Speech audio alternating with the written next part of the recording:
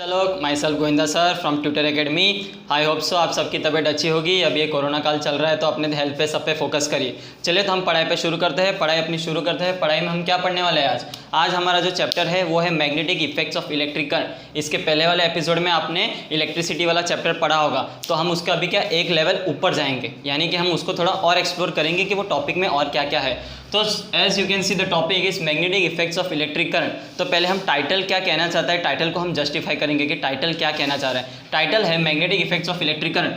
तो magnetic effects यानी कि मैग्नेटिक मतलब क्या हो गया, मैग्नेट से रिलेटेड, यानी कि इफेक्ट्स ऑफ इलेक्ट्रिक करंट, यानी कि इलेक्ट्रिक करंट पता चल गया है आपको कि कोई भी कंडक्टर है उसके अंदर से क्या फ्लो करेगा। जब हम उसके अक्रॉस वोल्टेज प्रोवाइड करेंगे या कोई भी बैटरी प्रोवाइड करेंगे तो उसके अक्रॉस करंट फ्लो करेगा। तो ये करंट के मैग्नेटिक इफेक्ट्स के ऊपर हम स्टडी करने वाले। तो मैग्नेटिक और करंट आपको कुछ ऐसा लग रहा है, सिमिलरिटी लग रहा है, कुछ तो नया ये सब आ रहा है, कोई नहीं, आप इसको टेंशन मत लीजिए, एकदम सिंपल है। इसका क्या क्या रिलेशन है हम जरूर देखेंगे। तो सबसे पहले एक एक करके जाएंगे, यानी कि मैग्नेटिक इफेक्ट्स। तो पहला क्या कह रहा है, मैग्नेटिक इफेक्ट्स। तो magnetic means related to magnet. तो अभी आपने बचपन में पढ़ा था होगा या देखा भी होगा कि मैग्नेट क्या होता है। मैग्नेट, कोई भी मैग्नेट के आसपास आप कोई भी मेटल की वस्तु डाल देंगे तो वो उसको क्या कर देगा, अट्रैक्ट। मैग्नेट में बेसिकली बच्चा लोग क्या होता है, दो पोल्स होते हैं, यानी कि एक होता है नॉर्थ और दूसरा क्या होता है, साउथ। तो नॉर्थ और साउथ होता है। अच्छा बच्चों लोग, मैग्नेट तो आपने देखा होगा, तो आपके लिए एक अच्छा सा बहुत ही इंटरेस्टिंग क्वेश्चन है कि ये जो मैग्नेट है इसको क्या बोलते हैं, बार मैग्नेट। ओके बच्चा लोग, तो जब ये बार मैग्नेट को मैं तोड़ूंगा, ओके, जैसे मैंने इधर इसको फेंक दिया या कुछ भी कर दिया, ऊपर हैमरिंग कर दिया, कुछ भी कर दिया, तो इधर से ये हो चुका है ब्रेक। तो जब ये ब्रेक होगा और दो अलग अलग हिस्सों में रहेगा, तो ये दो हिस्सों में क्या नॉर्थ और साउथ ऐसा फॉर्म होगा, या तो फिर इसमें अकेला नॉर्थ होगा या इसमें अकेला साउथ होगा।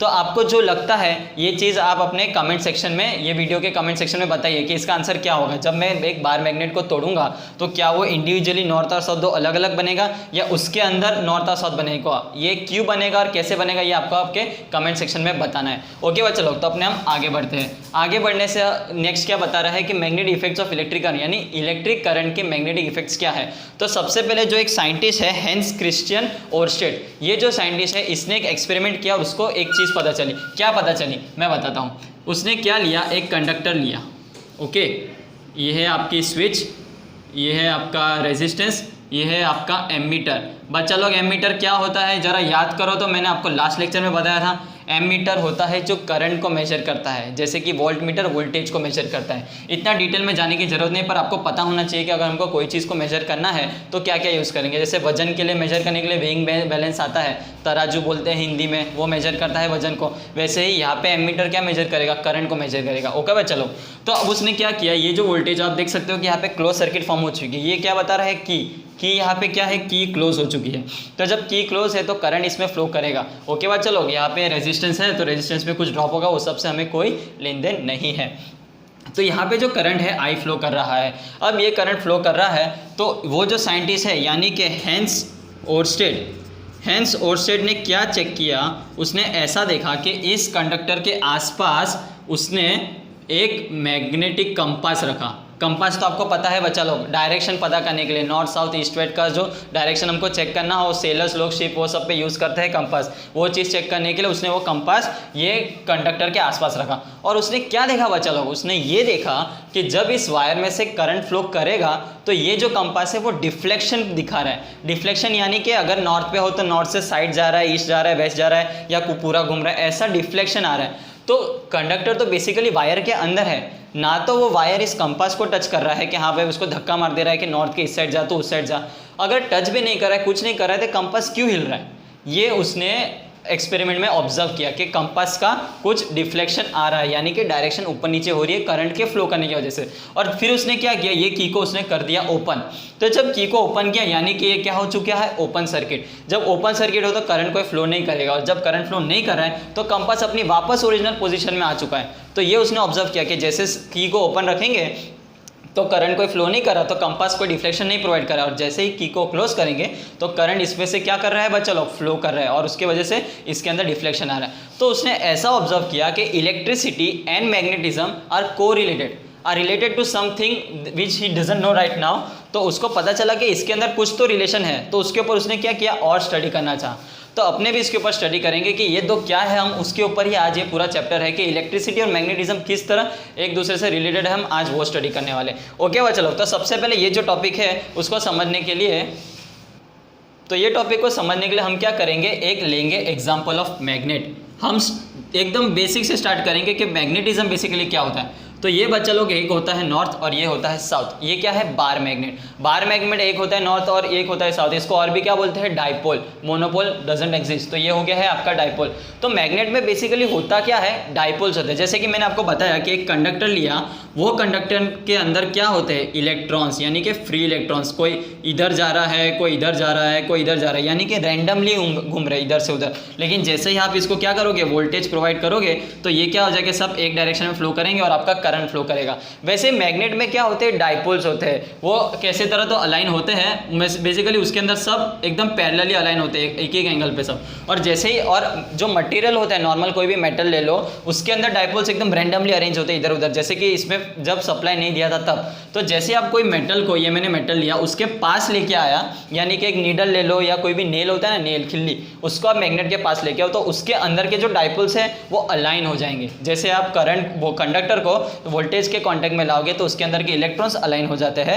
वैसे ही नीडल या कोई भी मेटल की वस्तु के अंदर के जो डाइपोल्स है वो मैग्नेट के कांटेक्ट में या तो उसके विसिनिटी में भी, यानी उसके आसपास भी आने की वजह से वो क्या हो जाते हैं, डाइपोल उसके अरेंज हो जाते हैं, अलाइन हो जाते हैं। इसलिए वो इसको क्या करते हैं, अट्रैक्ट करते हैं बच्चा लोग। तो इस तरह मैग्नेट की ये कहानी है कि कोई भी मेटल या कोई उसके आसपास लाओ तो वो अट्रैक्ट कर रहा है। अभी अट्रैक्ट क्यों कर रहा है, इसको तो ना मैंने उसको टच किया, लेकिन टच करने के बावजूद वो उसको क्या करे, अट्रैक्ट। तो कुछ तो ऐसा होगा मैग्नेट के पास जो दूसरी चीज़ों को अट्रैक्ट कर रहा है। तो वो बच्चा लोग क्या होता है, उसको बोलते हैं हम मैग्नेटिक फील्ड। यानी कि अब हम जा रहे हैं इस चैप्टर के एक अगले पड़ाव पे, जिसको बोलते हैं मैग्नेटिक फील्ड। जैसे कि आपने पढ़ा होगा ग्रेविटेशनल फील्ड। ग्रेविटेशनल फील्ड क्या है बच्चा लोग, आप जिसकी वजह से बैठे हो ना इस धरती पे, या फ्लोर के ऊपर बैठे हो, या वीडियो लेटे लेटे देख रहे हो, या जैसे भी देख रहे हो, तो वो जो फील्ड है, वो जो एनर्जी है जो आपको ज़मीन पे ऐसे खड़े रहने दे रही है, वो ग्रेविटेशनल फील्ड है। वो ग्रेविटी अर्थ की फील्ड है। लेकिन ये जो फील्ड है इसको बोलते हैं इलेक्ट्रोमैग्नेटिक फील्ड, और ये होती है मैग्नेट की।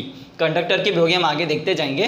पहले बेसिक से स्टार्ट करेंगे। यानी कि ये जो मैग्नेट है इसकी होती है कुछ फील्ड, यानी कि इसके आसपास होता है कुछ तो फील्ड जिसके कांटेक्ट में, सपोज मैंने ये फील्ड बनाई है, ये जो आपको सर्कुलर दिख रही है, ये फील्ड के अंदर, यानी ये फील्ड के अंदर आ गया, विसिनिटी में आ गया, तो वो मेटल क्या करेगा, उसको अट्रैक्ट। मतलब ये फील्ड के अंदर अगर सपोज मैंने ये नीडल रख दिया तो वो नीडल क्या करेगा, उसको अट्रैक्ट। लेकिन वो मैग्नेट इधर है और मैंने यहाँ पे कोई मेटल रख दिया तो ये उसके कांटेक्ट में नहीं आ रहा है, ये उसके फील्ड के रेंज में ही नहीं आ रहा है। तो जब तक उसके रेंज में नहीं आएगा तब तक वो उसको क्या करेगा, अट्रैक्ट नहीं करेगा। तो ये हो गया है मैग्नेटिक फील्ड।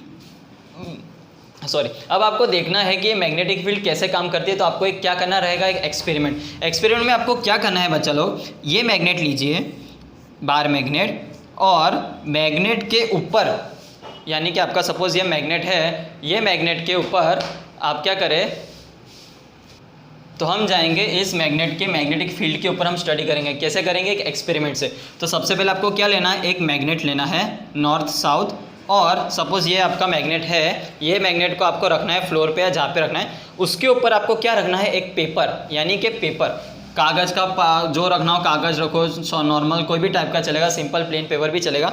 फिर जैसे कि मैंने ये मैग्नेट के ऊपर एक पेपर रखा, और उस पेपर के ऊपर आपको क्या गिराना है, मैग्नेटिक फीलिंग्स, यानी कि आयन की कुछ फीलिंग्स होती है वो आपको गिराने का है। तो जैसे आप उसको गिराओगे तो आप देखोगे कि सपोज़ ये मेरा मैग्नेट है और इसके ऊपर ये पेपर है, तो ए पेपर के ऊपर आप जैसे वो फीलिंग्स गिराओगे तो वो कुछ एक पैटर्न में अरेंज हो जाएंगे। यानी कि वो किस तरह पैटर्न में फॉर्म होंगे मैं बताता हूँ। ये है आपकी मैग्नेट, तो इसके आसपास वो ऐसे अरेंज हो जाएंगे।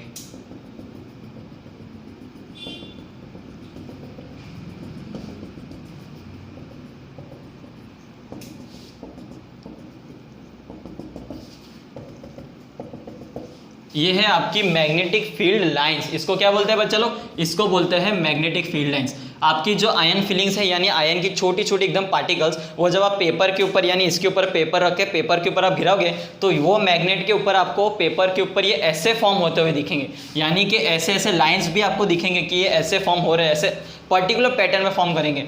अब ये क्यों फॉर्म हो रहा है और कैसे फॉर्म हो रहा है उसको हम करेंगे स्टडी।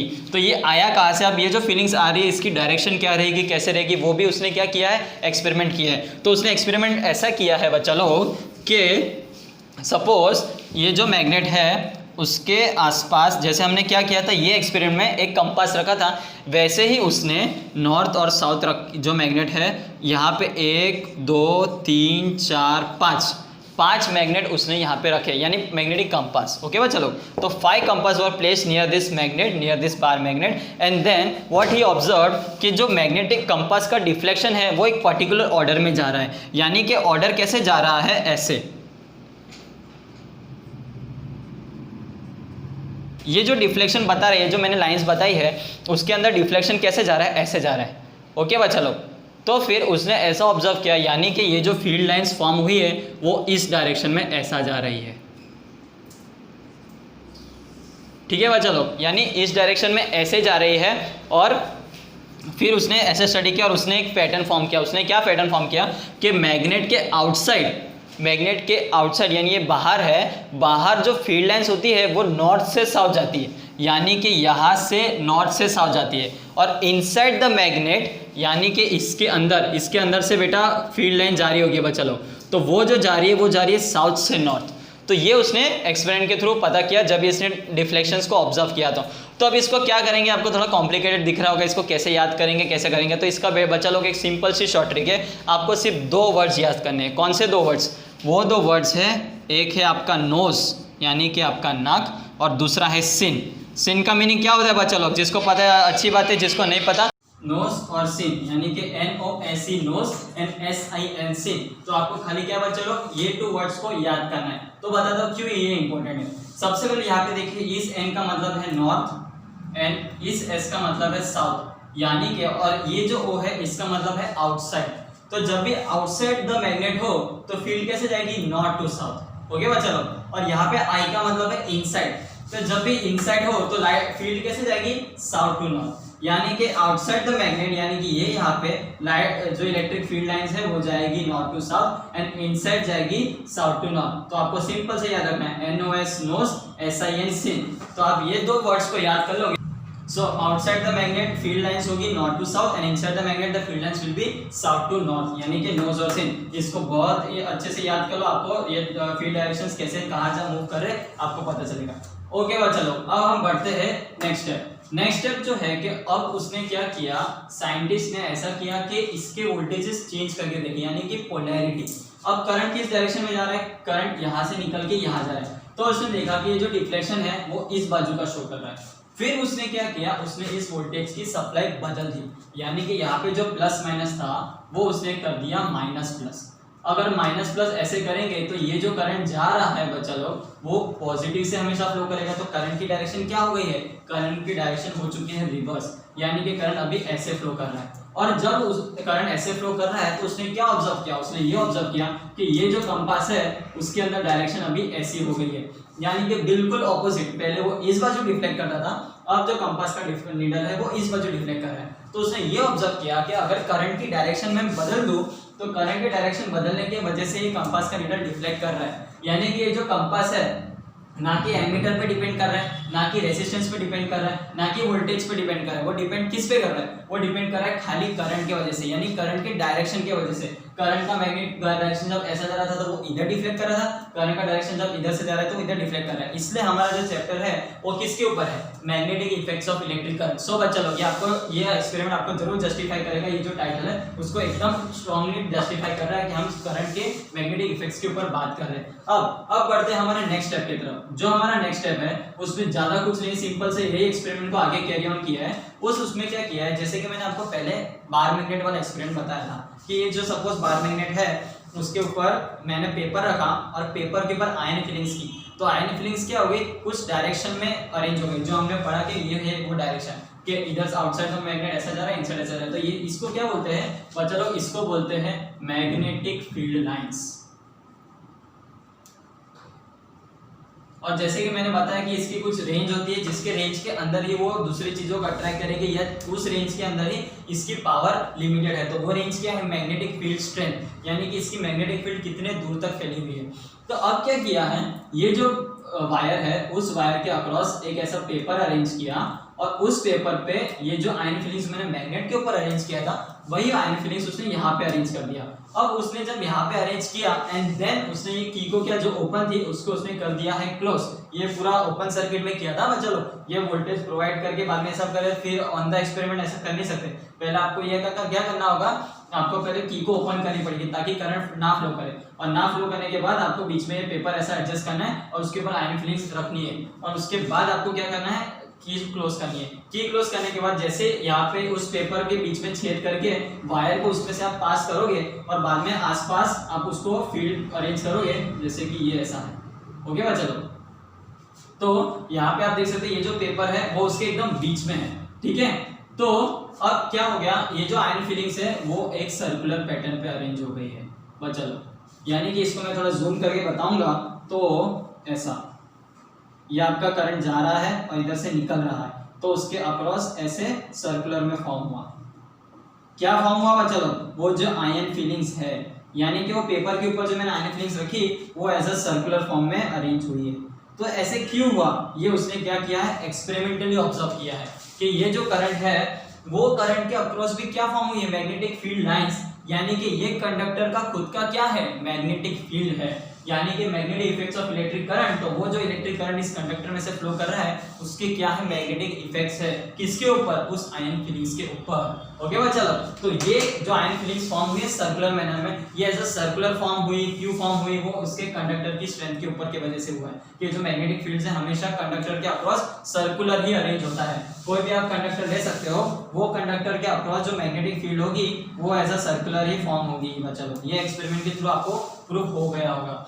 अब जो फॉर्म हुई है मैग्नेटिक फील्ड लाइंस वो कौन से डायरेक्शन में फॉर्म हुई है, जैसे कि यहाँ पे कैसे होता था, आउटसाइड द मैग्नेट कैसे फॉर्म होती थी, नॉर्थ टू साउथ यानी कि नॉर्थ, और इनसाइड द मैग्नेट कैसे होती थी, साउथ टू नॉर्थ यानी कि सेम।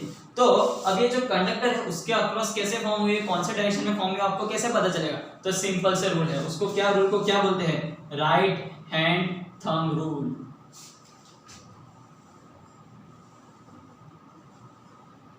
ओके बच्चा लोग, ये जो रूल है राइट हैंड थंब रूल, यानी ये आपका राइट हैंड और ये है उसका थंब, तो राइट हैंड थंब रूल उसको बताएगा कि ये जो आयन फिलिंग्स है वो कौन से डायरेक्शन में जा रही है। ओके बच्चा लोग,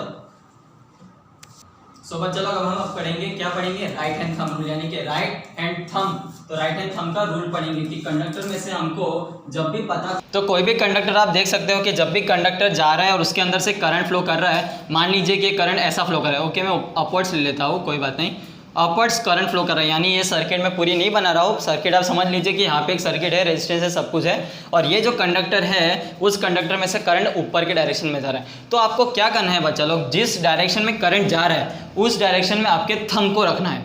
ओके ये डायरेक्शन ऊपर जा रही है तो मैं अपना जो थंब है उसको ऊपर के डायरेक्शन में रखूंगा। फिर आपको क्या करना है, कंडक्टर के एकदम पैरेलली आपको हाथ रखने का है और बाद में आपको हाथ अंदर घुमाना है। जिस डायरेक्शन में आपके हैंड के जो बाकी के फिंगर्स है वो कर्ल करेंगे उस डायरेक्शन में इसकी जो फील्ड लाइंस फॉर्म होगी वो उस डायरेक्शन में जाएगी। ओके बच्चा लोग, यानी कि फील्ड लाइंस कैसी जा रही है, थंब ऊपर और बाद में हाथ अंदर जा रहे हैं, हाथ अंदर जा रहे हैं यानी कि ऐसा, यानी कि सपोज ये आपका क्या है, कंडक्टर। ओके बच्चा लोग, ये आपका कंडक्टर है और उसमें से करंट ऊपर के डायरेक्शन में जा रहा है, तो करंट को ऐसा रख के हाथ आपको ऐसे घुमाना है। तो आप देख सकते हैं कि यहाँ पे जो कर्ल हुई है वो उस डायरेक्शन में आपकी फील्ड लाइंस होगी, यानी फील्ड लाइंस का डायरेक्शन कैसे होगा, ऐसा, यहाँ से जाके यहाँ से, ना कि ऐसा, क्योंकि करंट अभी ऊपर जा रहा है। अब जैसे मैं करंट का डायरेक्शन अपोज कर दूंगा, यानी जैसे करंट नीचे के डायरेक्शन में जा रहा है तो आप आपके उंगली को कर्ल करेंगे तो मैग्नेटिक फील्ड की डायरेक्शन कैसी होगी, ऐसी, यानी कि जो मैग्नेटिक फील्ड इस कंडक्टर के अक्रॉस घूम रही है वो इस डायरेक्शन में घूमेगी, यानी ऐसे। ओके बा चलो, एक डायरेक्शन ऐसा है और दूसरा जिसमें नीचे जा रहा है उसके अक्रॉस जो मैग्नेटिक फील्ड लाइंस होगी, यानी कि नीचे जाने के हाथ जहाँ पे आपका करंट जा रहा है उस डायरेक्शन में आपको थंब रखना है और आपको हाथ घुमाना है, यानी कि अंदर साइड, तो अंदर साइड जाएगी यानी ऐसा। ओके बा चलो, तो इस तरह आपको पता चल गया होगा कि किस तरह आपको अगर मैग्नेटिक फील्ड के डायरेक्शन बताना है कोई भी कंडक्टर के अक्रॉस तो आप इजीली इसको फाइंड आउट कर सकते हैं। ओके, तो जैसे कि अभी थंब रूल से हमने स्टडी किया कि कोई भी कंडक्टर में जब करंट ऊपर डायरेक्शन में जा रहा है और आप उसको थंब अक्रॉस रख के उसके आसपास की आप मैग्नेटिक फील्ड पता कर सकते हो, यानी कि ऐसे और ऐसे, तो जो फील्ड लाइंस होगी वो ऐसी। अब हम क्या करेंगे, magnetic effects of electric current which is flowing through a circular loop. ये तो कैसा था, स्ट्रेट लूप था। अब हम क्या करेंगे, लूप को हम घुमाएंगे सर्कुलर, यानी कि जो लूप है आपका जो कंडक्टर है वही सर्कुलर है, तो उसके अक्रॉस इलेक्ट्रिक फील्ड लाइंस कैसी होगी, सॉरी मैग्नेटिक फील्ड लाइंस कैसी होगी वो हम स्टडी करेंगे। तो हमने क्या किया, इसके अक्रॉस यहाँ से सपोज यहाँ पे मैंने बैटरी प्रोवाइड की है प्लस माइनस, और इसके वजह से करंट ऐसा फ्लो करा है, क्योंकि करंट कैसे फ्लो करेगा, पॉजिटिव से नेगेटिव, तो करंट ऐसे जा रहा है। ओके बच्चा लोग,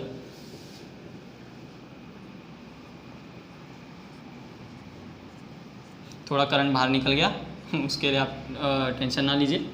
तो ये जो करंट है इस लूप में से ऐसे फ्लो कर रहा है। अब हम क्या करेंगे, जैसे जैसे कंडक्टर में जहाँ जहाँ करंट का डायरेक्शन जिस डायरेक्शन में पॉइंट आउट करेगा उस टाइम पे वहाँ पे अपने आप थंब रखेंगे, यानी कि कंडक्टर का करंट पहले ऐसे जा रहा है तो हम ऐसे पॉइंट आउट करेंगे। अब ऐसे पॉइंट आउट करके हाथ को आपको घुमाना है, तो आप देख सकते हो कि हाथ मेरे अंदर के साइड जा रहे हैं, यानी कि इसके अक्रॉस जो फील्ड लाइन्स होगी वो जा रही है ऐसी, यानी कि ऐसे, ठीक है, इस बाजू जा रही है। फिर अब यहाँ पे देखोगे, यहाँ पे किया तो फिर भी ऐसे जा रही है, यानी कि इस बाजू आपकी फील्ड लाइन जा रही है अंदर के बाजू।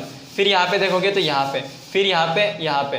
अब जैसे आप टॉप पॉइंट पे आते हो तो टॉप पॉइंट पे आपको क्या दिखता है, ये फील्ड लाइंस ऐसी है, यानी कि यहाँ पे जो सर्कुलर फॉर्म हो रहा है उसके अंदर की फील्ड लाइंस ऐसी है, अंदर के साइड से जाके बाहर आ रही है, ठीक है। इसमें भी ऐसी है, अंदर के साइड जाके बाहर आ रही है, इसमें भी ऐसा ऐसा। ओके बच्चा लोग, और यहाँ पे भी जैसे जैसे आप जाओगे थंब को रख के आपको हाथ आपको घुमाना है, तो आपको पता चलेगा कि जिस डायरेक्शन में आपका थंब जा रहा है उस डायरेक्शन से करंट की फील्ड लाइंस कैसी निकल रही है, यानी कि ऐसी जा रही है। इस तरह आपको पता चल जाएगा कि फील्ड लाइंस कैसे कैसे, कोई कंडक्टर आप स्ट्रेट कंडक्टर ले सकते हो या सर्कुलर कंडक्टर ले सकते हो, तो उसके वजह से फील्ड लाइंस कैसे कैसे फ्लो करती है।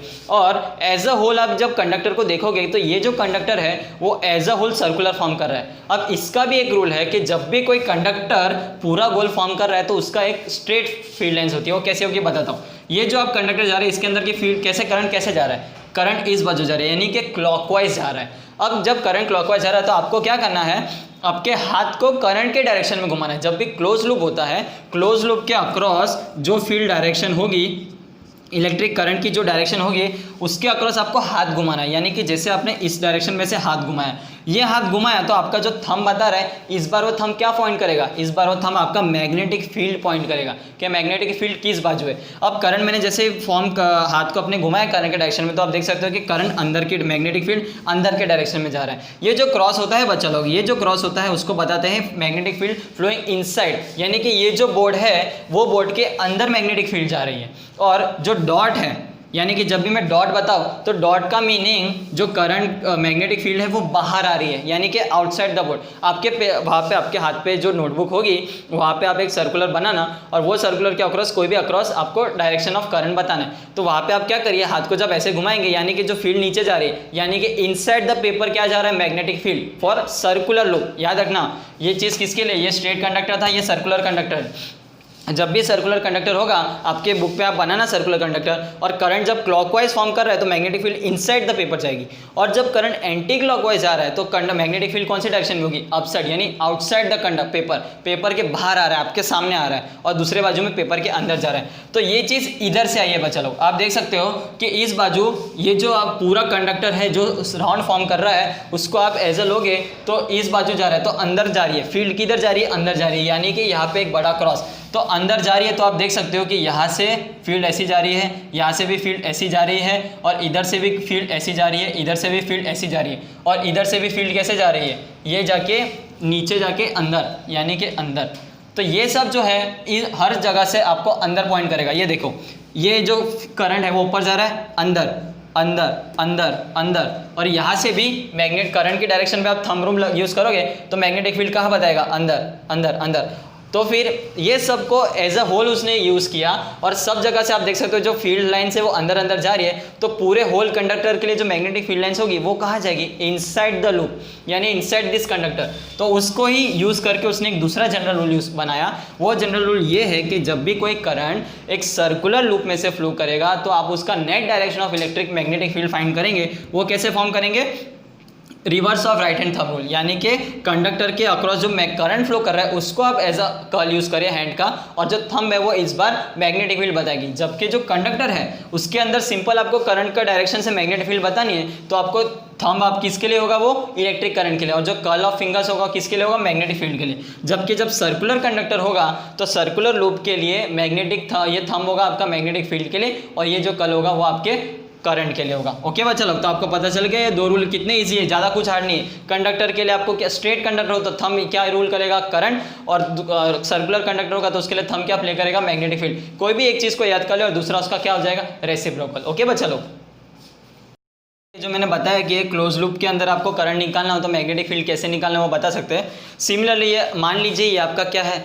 सर्कुलर कंडक्टर, यानी कि यहाँ पे मैंने दो वायर्स निकाल के बैटरी प्रोवाइड कर दी है। अब इसके अंदर जो करंट फॉर्म कर रहा है वो आप देख सकते हैं कि इस डायरेक्शन में फॉर्म जा रहा है, यानी कि क्लॉकवाइज। ओके बच्चा लोग, सो फॉर प्रैक्टिकल एग्जांपल के लिए मैंने as a Sellotape use किया। कुछ भी दूसरा राउंड कंडक्टर जो भी आपको हॉलो सिलेंडर दिख रहा हो, हॉलो सर्कल दिख रहा हो, उसको यूज़ कर सकते हैं। मान लीजिए कि यहाँ पे डायरेक्शन करंट कैसा है, क्लॉकवाइज। अब आपको क्या करना है, आपको आपके जो फिंगर्स हैं उसको इसके डायरेक्शन में मूव करना है, यानी कि आप ऐसे फॉर्म करेंगे तो आप देख सकते हैं ये जो करंट मेरा थंब है वो कहाँ जा रहा है, वो इनसाइड जा रहा है, यानी कि मैग्नेटिक फील्ड कहाँ पे है, magnetic field inside the conductor, यानी inside this circular loop. Okay, अब मान लेता हूँ कि ये जो डायरेक्शन है वो मैंने कर दी है रिवर्स, और करंट अभी जा रहा है एंटी क्लॉकवाइज, यानी कि इस बाजू करंट फ्लो कर रहा है। ओके बच्चा लोग, यानी कि करंट एंटी क्लॉकवाइज फॉर्म करेगा तो आपको आपके हैंड को भी क्या करना है, एंटी क्लॉकवाइज मूव करना है। अब जैसे आप आपके हैंड को एंटी क्लॉकवाइज मूव करोगे तो थंब देखिए बाहर का डायरेक्शन बता रहा है, यानी कि इसकी जो मैग्नेटिक फील्ड है इस कंडक्टर के वजह से मैग्नेटिक फील्ड फ्लो कर रही है। ओके बच्चा लोग, याद करिए ये कंडक्टर है, वो कंडक्टर के वजह से उसके आसपास मैग्नेटिक फील्ड लाइंस फ्लो कर रही है। वो मैग्नेटिक फील्ड लाइंस किधर से, हमको कैसे पता चला कि इसके अक्रॉस मैग्नेटिक फील्ड है, वो भी सर्कुलर फॉर्म है। वो हमने आयन फीलिंग्स डाली थी ना एक्सपेरिमेंट में, उससे पता चल गया था कि करंट सर्कुलर कंडक्टर के अक्रॉस जो फील्ड है वो क्या है, सर्कुलर के फॉर्म में है, और ऐसी उसकी डायरेक्शन है। तो एज अ रिजल्ट हर चीज़ को माइंड में याद रखिए बच्चे लोग, तभी आपको आगे के कंसेप्ट धीरे धीरे क्लियर होंगे। तो अब ये सर्कुलर कंडक्टर है, उसके अंदर करंट एंटी क्लॉकवाइज फॉर्म जा रहा है, तो जो मैग्नेटिक फील्ड फॉर्म होगी पूरे हर एक पार्ट की रिजल्टेंट वो बाहर के डायरेक्शन में फ्लो करेगी, यानी कि जब क्लॉकवाइज होगा तो इनसाइड एंड एंटी क्लॉकवाइज होगा तो वो होगा आउटसाइड। ऐसा एंटी क्लॉकवाइज और क्लॉकवाइज ऐसे रूल याद ना रखिए, जब भी आपको कंडक्टर दिख गया हो आपको आपके हैंड को क्या करना है, मूवमेंट में लाना है, यानी या तो उसको ऐसे घुमाना है या तो ऐसे घुमाना है, तब आपको पता चलेगा कि ये जो मैग्नेटिक फील्ड है वो पॉजिटिव इनसाइड बता रही है या आउटसाइड बता रही है। ओके बच्चा लोग, तो ये तो हो गया magnetic field using right hand thumb rule. अब हम आगे बढ़ेंगे और स्टडी करेंगे सोलेनॉइड के ऊपर, सोलेनॉइड। अभी हम बढ़ते हैं हमारे नेक्स्ट टॉपिक की तरफ। नेक्स्ट टॉपिक क्या है, सोलेनॉइड, यानी कि हमारा जो नेक्स्ट टॉपिक है वो है सोलेनॉइड। सोलेनॉइड क्या होता है बच्चा लोग, कोई नहीं, हम धीरे धीरे स्टेप बाय स्टेप चलेंगे।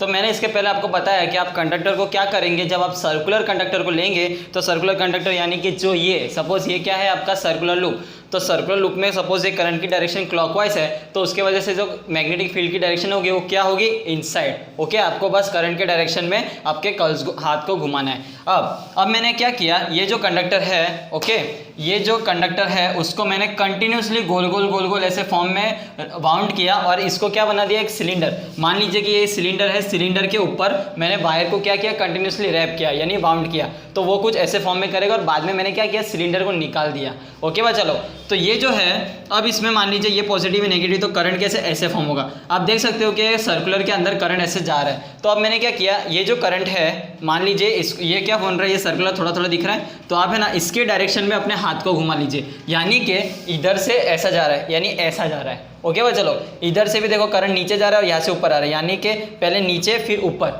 फिर यहाँ पे भी पहले नीचे फिर ऊपर। तो ऐसे करते करते करंट कैसे जा रहा है, ओवरऑल हर एक में से करंट पहले नीचे जा रहा है फिर ऊपर आ रहा है। तो जैसे मैंने सर्कुलर का एग्जांपल लिया वैसे ही आपको क्या लेना है, वापस सर्कुलर का एग्जांपल लेना है। तो पहले करंट नीचे गया फिर ऊपर आया, तो उसकी वजह से ये देखिए थंब आपका क्या बताता है, मैग्नेटिक फील्ड। नेक्स्ट वायर के लिए यानी नेक्स्ट टर्न के लिए भी क्या हुआ, करंट पहले नीचे गया फिर ऊपर आया, तो मैग्नेटिक फील्ड कैसी। एज ए रिजल्ट हर एक को आप इंक्लूड करेंगे तो करंट कैसे, मैग्नेटिक फील्ड कैसे जा रही है, मैग्नेटिक फील्ड बाहर के डायरेक्शन में जा रही है। ओके बा, चलो, और सपोज फिर मैं क्या करूंगा कि कोई मैग्नेट है, मैग्नेट इसके अंदर में डाल दूंगा। ये एक मैग्नेट रखा मैंने और वो मैग्नेट के अराउंड ही ये सर्कुलर कॉइल्स को वाउंड किया, और आपको पता नहीं मैग्नेट का डायरेक्शन कौन सा है, नॉर्थ साउथ कौन सा है। तो आप देख सकते हो कि ये मैग्नेट के इनसाइड मैग्नेटिक फील्ड कैसे जा रही है बच्चा लोग, मैग्नेटिक फील्ड के डायरेक्शन में ऐसी जा रही है। तो इनसाइड कैसा होता है, इनसाइड होता है सिन, यानी कि साउथ टू नॉर्थ, यानी कि साउथ से नॉर्थ। तो ये साउथ हो गया आपका और ये हो गया आपका नॉर्थ, यानी कि साउथ से north inside the magnet magnetic field aligns ऐसी होती है। तो आपका ये साउथ बन जाएगा, ये आपका हो जाएगा नॉर्थ। और बाकी आउटसाइड कैसा होगा, ऐसा, यानी कि outside north to south.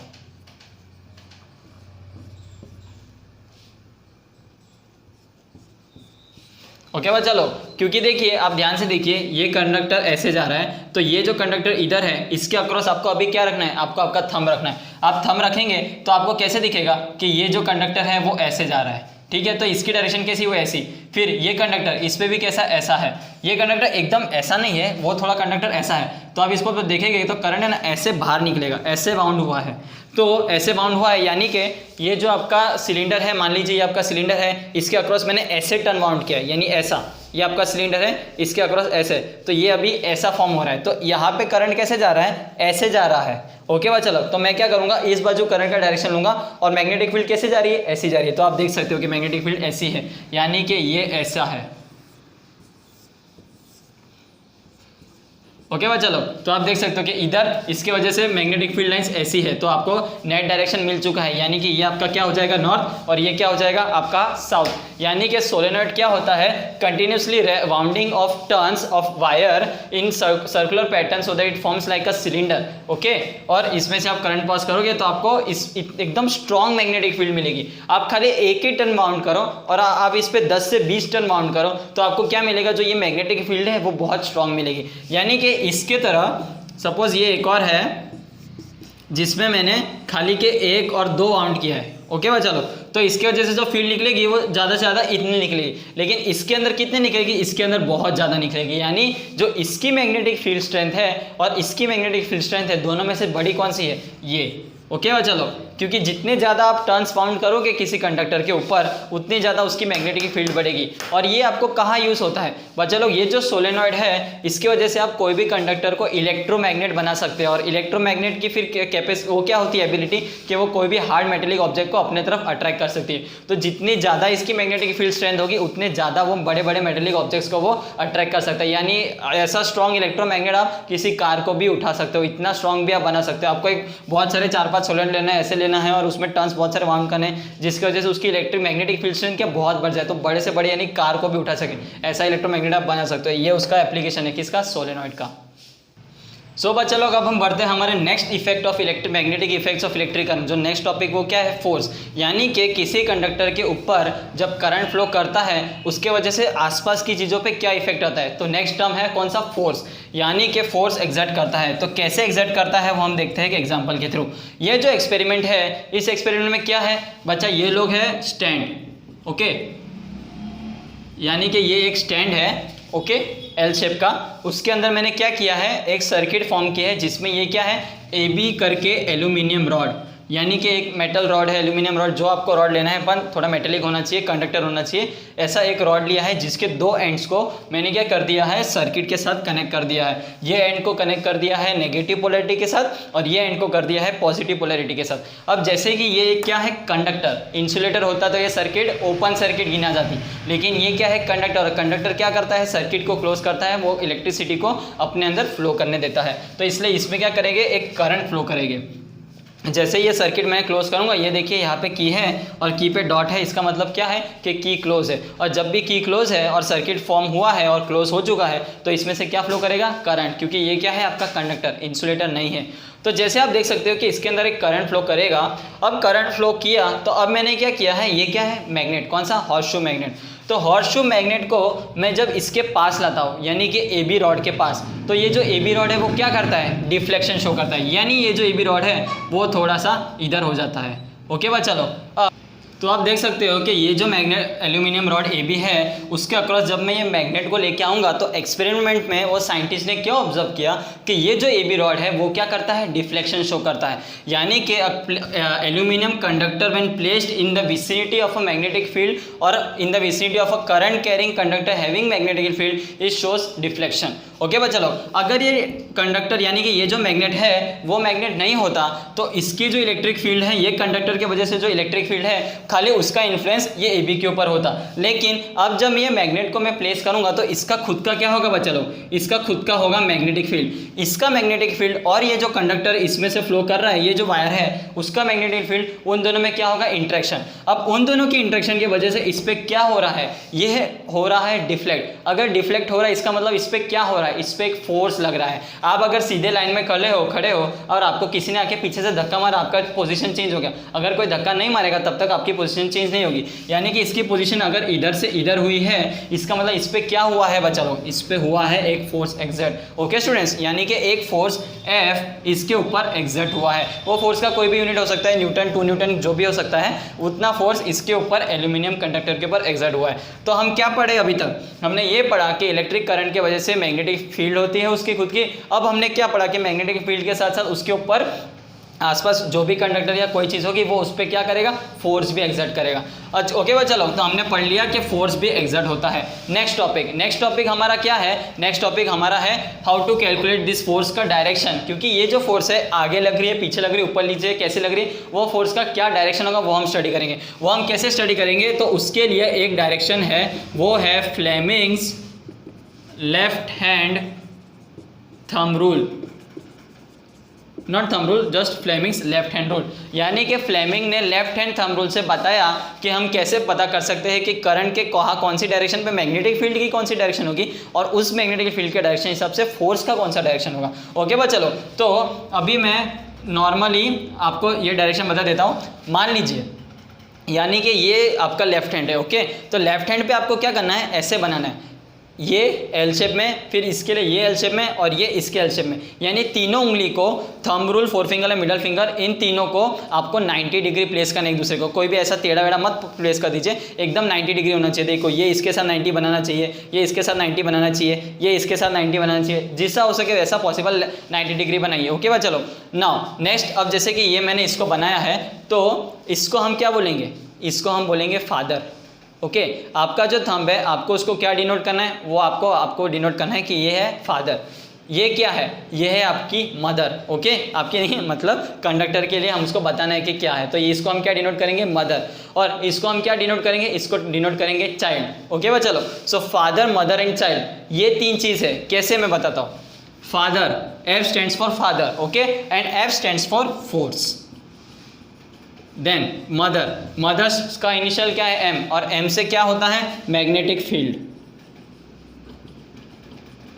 Next child यानी कि C, चाइल्ड का इनिशियल C है, तो C से क्या स्टैंड होता है, करंट। ओके बच्चा लोग, सो कोई भी कंडक्टर पे मान लीजिए कि ये कंडक्टर है, वो कंडक्टर के अक्रॉस करंट ऐसे जा रहा है, ठीक है बच्चा लोग।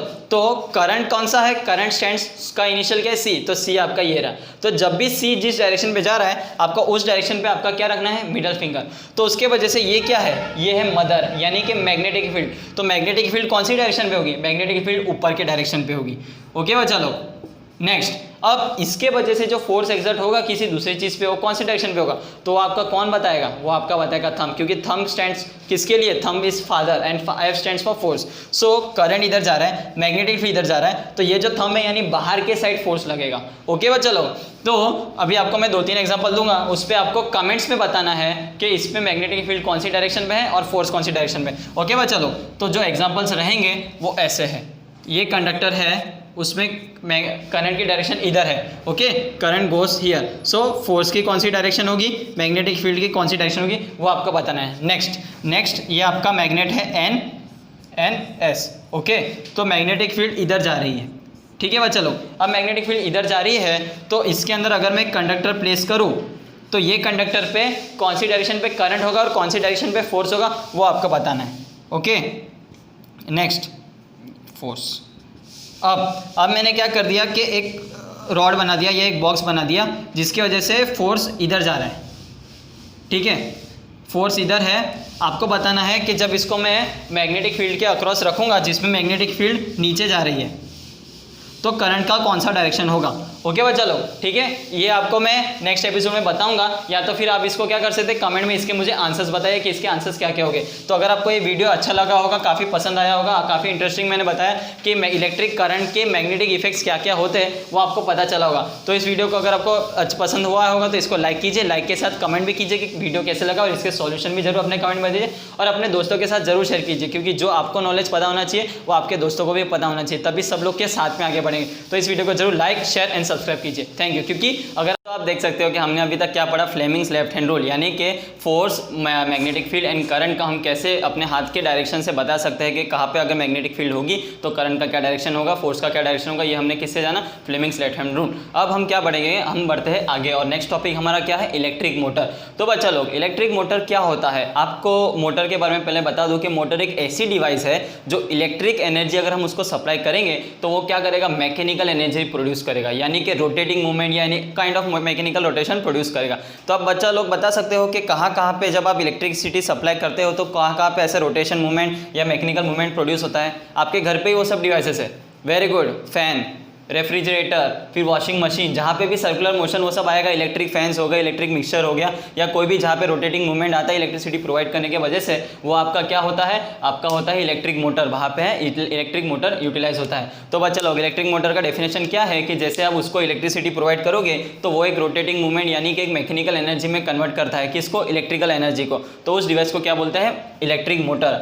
अब हम क्या करेंगे, इलेक्ट्रिक मोटर बनती कैसे है, अंदर उसका कंस्ट्रक्शन क्या है, उसके ऊपर हम स्टडी करेंगे, यानी कि उसके ऊपर हम देखेंगे कि इलेक्ट्रिक मोटर के अंदर का कंस्ट्रक्शन क्या है।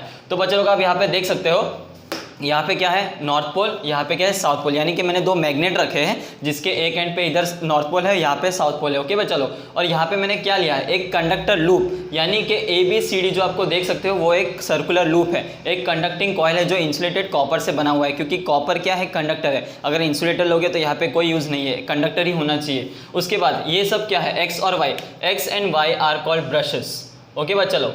यानी कि ये जो आपका कंडक्टर है ABCD, वो क्या करेगा, वो मैकेनिकल रोटेशन प्रोवाइड करेगा। कैसे, हम उसको जब इलेक्ट्रिसिटी प्रोवाइड करेंगे तो इलेक्ट्रिसिटी हम प्रोवाइड किससे कर, ये जो XY ब्रशेस है, X एंड Y के देखो आप देख सकते हो कि एक एंड मैंने पॉजिटिव के साथ कनेक्ट किया है और दूसरा एंड मैंने की के साथ, नेगेटिव के साथ कनेक्ट किया है, यानी कि इलेक्ट्रिसिटी हमने प्रोवाइड कर दी है और यहाँ पे मैकेनिकल मूवमेंट आएगा। तो मैकेनिकल मूवमेंट कैसे आएगा वो हम स्टडी करेंगे। उससे पहले बच्चा लोग आपको थोड़ा और 2-3 चीज़ों के बारे में जानना जरूरी है। जैसे कि आपने फ्लेमिंग्स लेफ्ट हैंड रूल तो पढ़ लिया है, अब हम और 1-2 चीज़ के बारे में स्टडी करेंगे, जो कि है DC एंड AC।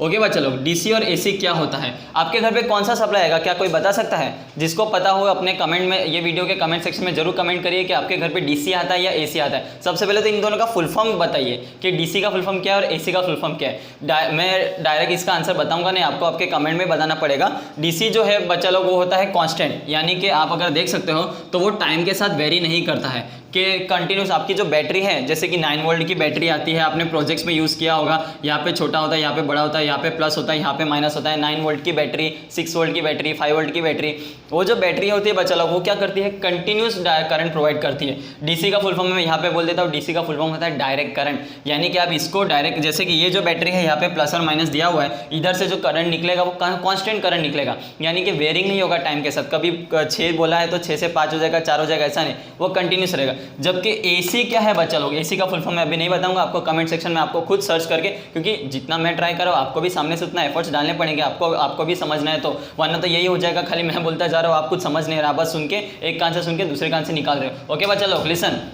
AC क्या है, AC आपको कमेंट सेक्शन में उसका फुल फॉर्म बताना। लेकिन AC करंट DC से क्या डिफर करता है, वो वेरी करता है। यानी कि DC क्या है, डायरेक्ट करंट जो कांस्टेंट है, लेकिन जो AC है वो आपका कैसा है, वेरिंग है, यानी कि वो टाइम के साथ वेरी करता है, फ्लक्चुएट करता है, अपर साइकिल लोअर साइकिल, साइन का ग्राफ फॉर्म करता है, यानी कि साइन कॉस जो भी हो सकता है उसके पीरियोडिक फॉर्म्स में होता है। AC जो है टाइम के साथ वेरी करता है। और आपके घर पे जो करंट आता है वो कौन सा करंट आता है, वो AC सप्लाई आता है। आपके जहाँ पे भी स्विच बोर्ड हो से आप देख सकते हो वहाँ पे AC सप्लाई लगता है। जो भी आपके ऑपरेटर्स हो गए, फैन हो गया, या भी जो भी मिक्सर वो सब यूज़ करते हैं, वो कौन से सप्लाई पे काम करता है, वो AC सप्लाई पे काम करता है, DC सप्लाई पे काम नहीं करता। ओके बच्चा लोग, ये अगर आपका स्विच बोर्ड है तो यहाँ पे आप देख सकते हो कि यहाँ पे ये होता है, ये जो ऊपर वाला है वो अर्थिंग के लिए यूज़ होता है, वो थोड़ा आगे दूसरे कंसेप्ट में आ जाएंगे। पर यहाँ पे जो 2 चीज़ है वो प्लस माइनस, AC के अंदर प्लस माइनस नहीं होता बच्चा लोग, अभी उतना डिटेल में जाने की जरूरत नहीं है। पर आपके घर पे जो सप्लाई आता है वो ये 2 स्विच के यहाँ पे, जहाँ पे सपोज मिक्सर का प्लग रखते हो या कोई भी दूसरे ऑपरेटर्स का प्लग रखते हो, तो वहाँ पे कौन सी सप्लाई आती है, वहाँ पे आती है डीसी सप्लाई।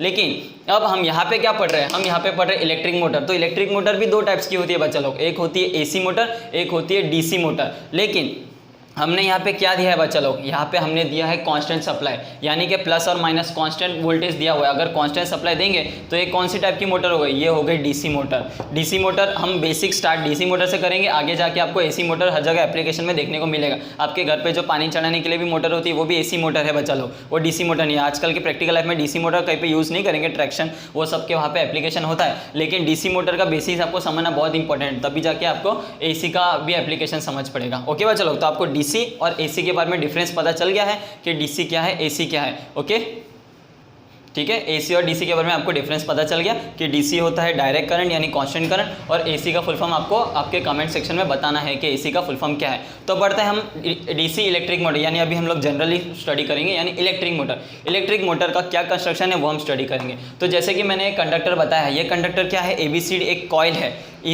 आप मोटर को अगर आपने इंटरनली देखा होगा तो उसके अंदर बहुत सारे कॉइल्स हो गए, तो उसमें से हमने क्या लिया है, एक सिंगल कॉइल लिया है, क्योंकि पहले हम क्या करेंगे, एक सिंगल कॉइल कैसे वर्क करता है उसके ऊपर स्टडी करेंगे, उसके बाद उसके आगे मल्टीपल कॉइल्स रहेंगे। तो पहले हम स्टडी क्या कर रहे हैं, एबीसीडी जो एक सिंगल कॉइल है यानी कि एक सर्कुलर लूप है, उसको हमने क्या रख दिया है, नॉर्थ और साउथ, यानी कि हमने उसको मैग्नेट के इन्फ्लुएंस में रख दिया है, उसके पास रख दिया है। तो उसमें से क्या पास हो रहा है बच्चा लोग, उसमें अब अच्छा ये मैंने आपको बताया था, याद है ना, नोज और सिन, याद है कि नहीं, ये किसकी शॉर्ट ट्रिक है, इलेक्ट्रिक फील्ड की कौन सी डायरेक्शन में जा रही है उसकी शॉर्ट ट्रिक है।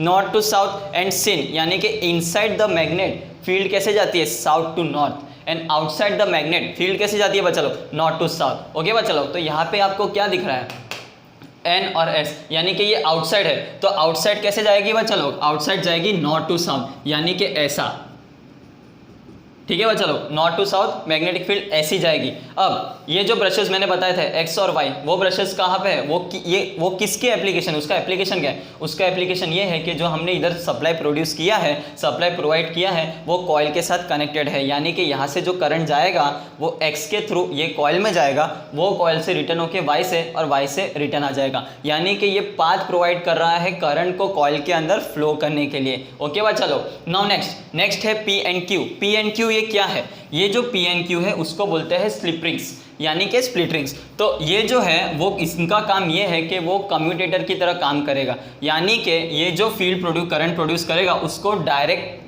करंट की तरह प्रोड्यूस करेगा, यानी रोटेशन जो है उसको कंटिन्यूस एक ही डायरेक्शन में घुमाने के काम करेगा। ओके, एक ही डायरेक्शन में, ठीक है। तो पी एंड क्यू को क्या बोलते हैं, P and Q R split rings. इनका काम क्या है कि ये जो करंट उसमें से जा रहा है वो यूनि डायरेक्शन हो, यानी कि कॉइल ऐसी भी घूम सकती है, ऐसी भी घूम सकती है, तो हम उसको यूनि डायरेक्शन घुमाने के लिए, क्योंकि आपके घर पे जो मोटर चल रही है आप चाहते हो कि पंखा एक ही डायरेक्शन में घूमे, एक बार घूम के फिर ऐसा घूमे, ऐसा आप नहीं चाहते। तो इसी तरह ये जो मोटर का दो कॉइल्स है वो एक ही डायरेक्शन में घूमे, दो डायरेक्शन में ना घूमे, उसके लिए हमने क्या यूज़ किया है, उसके लिए हमने किया है स्प्लिट रिंग। अब ये कैसे एक डायरेक्शन में घूमता है वो हम अभी स्टडी करेंगे। ओके भाई चलो, तो मान लेते हैं कि करंट की डायरेक्शन ऐसी है। ओके, तो करंट जा रहा है ए बी में से अपवर्ड्स एंड सी डी में से डाउनवर्ड्स। ओके, अब केस आता है फ्लेमिंग्स लेफ्ट हैंड रूल का। ठीक है भाई चलो, इसके अंदर करंट कहाँ जा रहा है, ऊपर, यानी कि जो फ्लेमिंग्स लेफ्ट हैंड रूल है वो क्या कहता है, ऐसा, फादर मदर चाइल्ड, यानी कि जो चाइल्ड है वो क्या है, करंट है। अब करंट कैसे बता रहा है, ऊपर के डायरेक्शन, यानी मान लो कि कॉइल ऐसी रखी हो, यानी करंट अंदर के डायरेक्शन में जा रहा है। मैग्नेटिक फील्ड कैसे जा रही है, इस बाजू, यानी कि फादर मदर, मैग्नेटिक फील्ड इधर है, यानी कि ऐसा। ठीक है भाई चलो, मैग्नेटिक फील्ड मेरी डायरेक्शन में, यानी कि ऐसा। ठीक है, करंट अंदर। तो अब ये कॉइल के ऊपर जो फोर्स लगेगा, यानी कि फादर, वो कहाँ पे है, नीचे, यानी कि ये जो कॉइल है वो अंदर जाएगी। ठीक है, मान लो ये आपकी कॉइल है, okay, A B C D, तो इसके अंदर करंट कहाँ जा रहा है, अंदर जा रहा है, और इसके अंदर फील्ड कैसी जा रही है, ऐसी, तो इस पर फोर्स कैसा लगेगा, नीचे, यानी कि A B C D. Okay, तो ए बी पे ये फोर्स नीचे लगेगा, तो ए बी ऐसे जाने जाएगी, और सी डी के अंदर करंट की डायरेक्शन कैसी है, बाहर, यानी कि ये आपकी करंट है इधर, मैग्नेटिक फील्ड उधर ही है, तो उस पर फोर्स कैसा लग रहा है, उस पर फोर्स लग रहा है अपवर्ड्स, यानी कि ये जो सी डी है वो ऊपर जाने जाएगी। तो बच्चा लोग, A B and C D, तो ए बी में फोर्स लग रहा है नीचे एंड सी डी में फोर्स लग रहा है अपवर्ड्स, यानी कि कॉइल ऐसी मूव करेगी।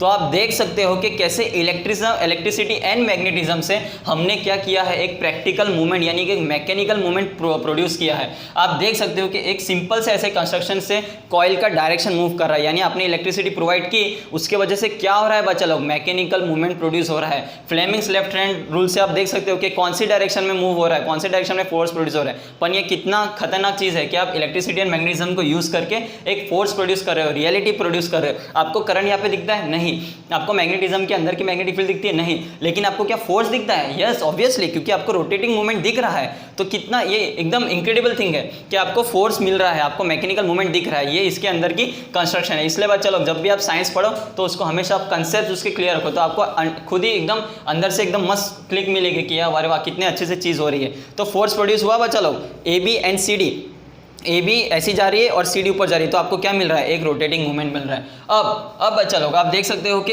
ए बी गया इधर, सी डी गया नीचे, यानी एक टाइम आएगा जब ये ऊपर ऐसा हो जाएगा, यानी कि A B and C D ऐसा हो जाएगा, और फिर जब ऐसे जाने जाएगा तो बच्चा लोग यहाँ पे क्या हो जाएगा, ये जो सी डी है वो यहाँ पे आ जाएगा, यानी कि ये सी डी ऐसा हो जाएगा और ये जो ए बी है वो ऐसा हो जाएगा सेकेंड हाफ में, यानी कि ये जब आधा रोटेट हो जाए वो।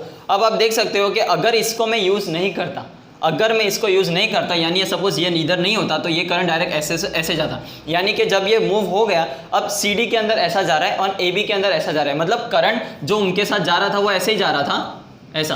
तो आप देख सकते हो कि अगर मैं वही चीज़ को रखता वापस, यानी कि जो सी डी यहाँ पे करंट नीचे जा रहा है और ए बी के अंदर करंट ऐसे जा रहा है, तो क्या होता है, अब सी डी के अंदर नीचे है, यानी कि करंट आगे जा रहा है और इसके अंदर मैग्नेटिक फील्ड इधर बाहर जा रही है और फोर्स कैसा अपवर्ड्स। तो अब जो इधर फोर्स लग रहा था जो इस टाइम पे जब ए बी था, मैं इसको वापस बना देता हूँ ताकि आपको वो पिक्चर भी माइंड में रहे, A B and C D, ठीक है बच्चा लोग, ये डायरेक्शन ऊपर था ए बी में और इसके अंदर नीचे था। अब बच्चा लोग अब हम देखेंगे जब कॉइल आधी मूवमेंट घूम चुकी है, यानी कि इधर से ऐसी हो चुकी है, ठीक है, यानी कि जो ए बी इधर था वो अभी ए बी इधर हो जाएगा, एंड जो सी डी इधर था वो नीचे से घूम के या ऊपर से घूम के इधर आ गया, यानी कि सी डी ऐसा और करंट की डायरेक्शन ऐसी, ठीक है बच्चा लोग। ये कब का केस है, जब ये नहीं है। तो अगर ये नहीं है और करंट की डायरेक्शन चेंज नहीं हो रही तो आप देख सकते हो कि अभी करंट कैसा है, आगे, ओके, यानी कि करंट आगे है और मैग्नेटिक फील्ड तो इसी डायरेक्शन में है बच्चा लोग। तो अब ये जो सी डी कंडक्टर है उसके ऊपर फोर्स किस बाजू लग रहा है, यानी कि करंट बाहर, मैग्नेटिक फील्ड अंदर और फोर्स ऊपर, यानी कि ये जो सी डी है वो ऊपर जाएगी और ये जो ए बी है उसके अंदर कैसा लग रहा है, करंट अंदर, फील्ड बाहर और फोर्स नीचे, यानी कि इस पे फोर्स नीचे लग रहा है, तो इस पे नीचे लग रहा है और इस पे ऊपर लग रहा है, यानी कि अब वो ऐसा जाएगा, ठीक है बच्चा लोग। ए बी इधर हो गया, सी डी इधर होगा, सी डी के ऊपर ही फोर्स लग रहा तो ए बी जाएगा नीचे, यानी कि अब वो ऐसा घूमने लगा। तो आप देख सकते हो कि फर्स्ट हाफ साइकिल में कैसा हो रहा था, आपका लूप ऐसा घूम रहा था और नेक्स्ट हाफ साइकिल पे क्या हो गया, लूप ऐसे घूमने लगा। तो आपको ऐसा तो चाहिए नहीं बच्चा लोग कि फर्स्ट हाफ साइकिल में मोटर आपकी पंखा इधर घूमने लगे बाद में इधर घूमने लगे, ऐसे तो पंखा घूमेगा ही नहीं। तो अब पिक्चर में आता है आपका पी क्यू, यानी कि स्प्लिट रिंग्स। स्प्लिट रिंग्स का काम ऐसा है कि यहाँ पे जो भी कंडक्टर आएगा उसके वहाँ पे वो क्या करेगा बच्चा लोग, वहाँ पे वो करंट की डायरेक्शन कांस्टेंट रखेगा, ठीक है। जो करंट ऊपर जा रहा है वो हमेशा के लिए, इधर कोई भी कंडक्टर आया, चाहे ए बी आया, सी डी आया, फलाना आया, ढिकाना आया, वहाँ पे जो करंट की डायरेक्शन रहेगी वो कंडक्टर पे वो अपवर्ड्स ही रहेगी, यानी इस टाइम पे जैसे ये नीचे जा रही है वो नीचे नहीं जाएगी। जब ये सी डी हो जाएगा एंड ये ए बी हो जाएगा, हाफ डायरेक्शन घूम लिया, तब भी इसकी डायरेक्शन क्या रहेगी बच्चा लोग, इसकी डायरेक्शन यही रहेगी, क्योंकि ये जो कंडक्टर है वो घूम के वापस, इसलिए देखो यहाँ पे बीच में कनेक्शन नहीं है, तो ये जब भी इसके कनेक्शन छूट जाएगा वो घूम के वापस ऐसा ही आ जाएगा और करंट हमेशा ऐसे ही आएगी, यानी इधर से निकल के ऐसा और यहाँ से लेके, भले यहाँ पे फिर ए बी हो या तो यहाँ पे सी डी हो, करंट की डायरेक्शन इधर रहेगी और करंट की डायरेक्शन इधर अगर रह गई तो हमेशा फोर्स किधर लगेगा, फोर्स इसके ऊपर अपवर्ड चलेगा, यानी कि मैग्नेटिक करंट ऐसा जा रहा है, मैग्नेटिक फील्ड ऐसी जा रही है, यानी कि करंट इधर है, मैग्नेटिक फील्ड इधर है एंड फोर्स नीचे है, यानी कि फोर्स इस पे हमेशा नीचे ही लगेगा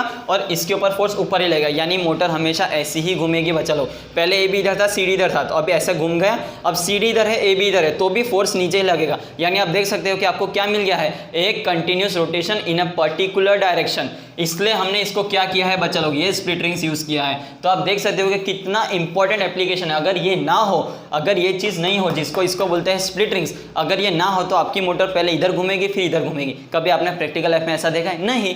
इसलिए हमने क्या किया है, ये पी क्यू को यूज़ किया है। ओके बच्चा लोग, तो आप देख सकते हो कि हर एक चीज़ का क्या क्या इंपॉर्टेंस है। ये कॉइल किस लिए इंपॉर्टेंट किया है, ये इसलिए क्यों इतनी इंपॉर्टेंट, ये कॉइल इसलिए क्योंकि आपको रोटेशन यही प्रोवाइड करेगी। अभी तो मैंने ये एक कॉइल यूज़ किया, आपके मोटर में आप देख सकते हो कि एक कॉइल नहीं होती, उसमें मल्टीपल कॉइल्स होती है। अगर आप रोटर का आपकी जो मोटर है कभी उसको आप यूट्यूब पे सर्च करना, या अगर रिपेयरिंग के वहाँ पे कभी देने जाओ तो आप उसको ओपन करके देखना, तो आपको जो दिखेगा वो बहुत सारी मोटर्स के अंदर का कॉइल्स 1 2 3 4 ऐसी मल्टीपल्स कॉइल होगी, और यहाँ पे है ना जैसे कि मैंने एक कनेक्ट किया है वहाँ पे बहुत सारी कनेक्ट होगी, 1 2 3 4 बहुत मल्टीपल्स कॉइल होगी, आप उसको काउंट नहीं कर सकते।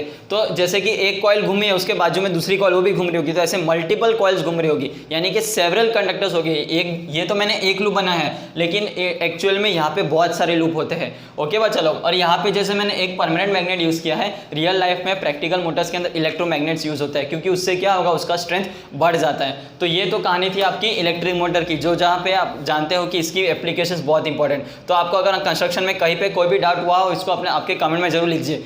और इनका फुल फॉर्म यानी कि एसी का फुल फॉर्म, आपके घर पे कौन सा करंट आता है वो एसी का फुल फॉर्म भी मुझे कमेंट सेक्शन में उसका आंसर चाहिए। ओके बच्चा लोग, ठीक है। तो ये थी आपकी कंस्ट्रक्शन इलेक्ट्रिक मोटर की।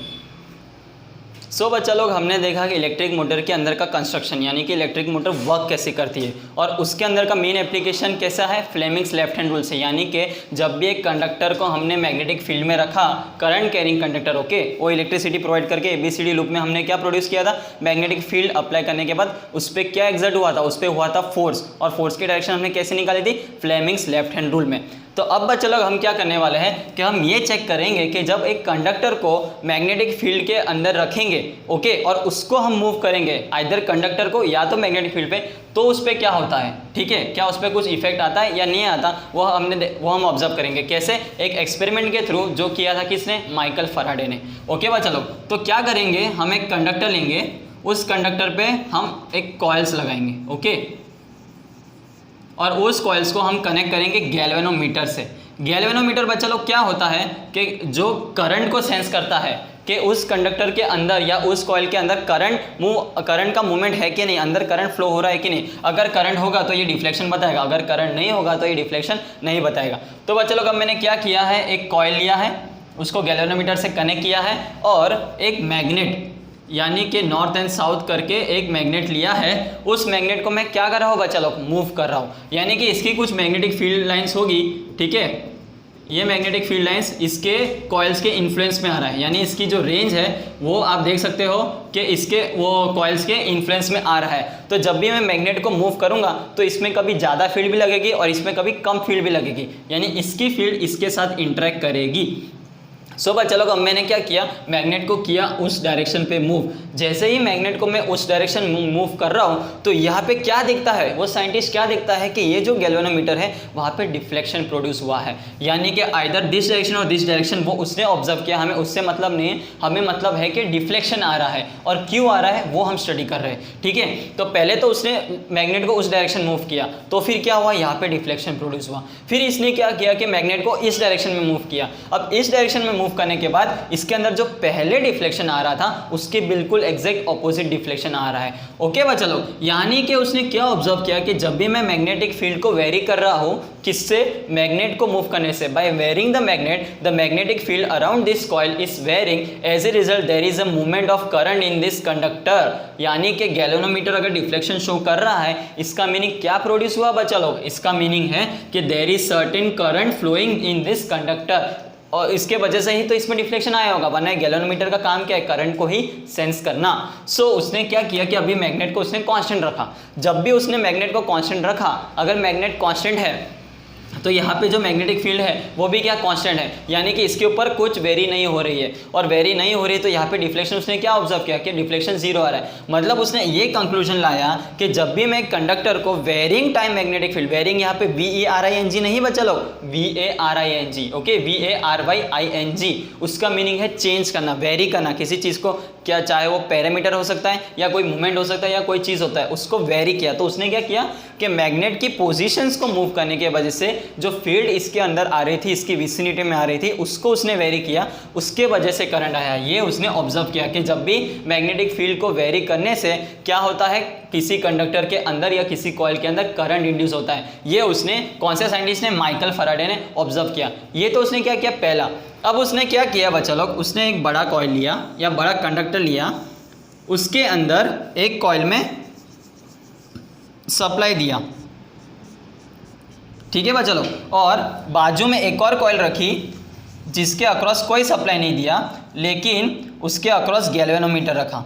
ओके बच्चा लोग, अब आप जानते हो कि जब भी कोई कॉइल में से करंट प्रोड्यूस होता है यानी कि करंट फैलता है तो उससे क्या प्रोड्यूस होता है, उसकी वजह से होती है मैग्नेटिक फील्ड लाइंस। यानी कि बच्चा लोग याद है ना, जब भी मैं ऐसा एग्जांपल लूँ आपको वो पिक्चर आ जाना चाहिए। किसका बच्चा लोग, इधर किसका पिक्चर आ जाना चाहिए, एक कंडक्टर जिसके आसपास जब करंट फ्लो करता है राइट हैंड थंब रूल से, यानी कि राइट हैंड थंब रूल से जब भी किसी कंडक्टर में से करंट जाता है तो उसके अक्रॉस क्या होती है, सर्कुलर मैग्नेटिक फील्ड्स। ओके बच्चा लोग, यहाँ पे देखिए ये कंडक्टर है, उसमें करंट ऊपर जा रहा है तो उसमें कॉइल्स की ये डायरेक्शन है किसकी, मैग्नेटिक फील्ड लाइंस की। तो वैसे ही ये जो कंडक्टर है यानी कि ये जो कॉइल्स है उसके अंदर से भी क्या होगा बच्चा लोग, जैसे कि करंट फ्लो कर रहा है तो उनके अक्रॉस भी क्या होगी, मैग्नेटिक फील्ड लाइंस होगी।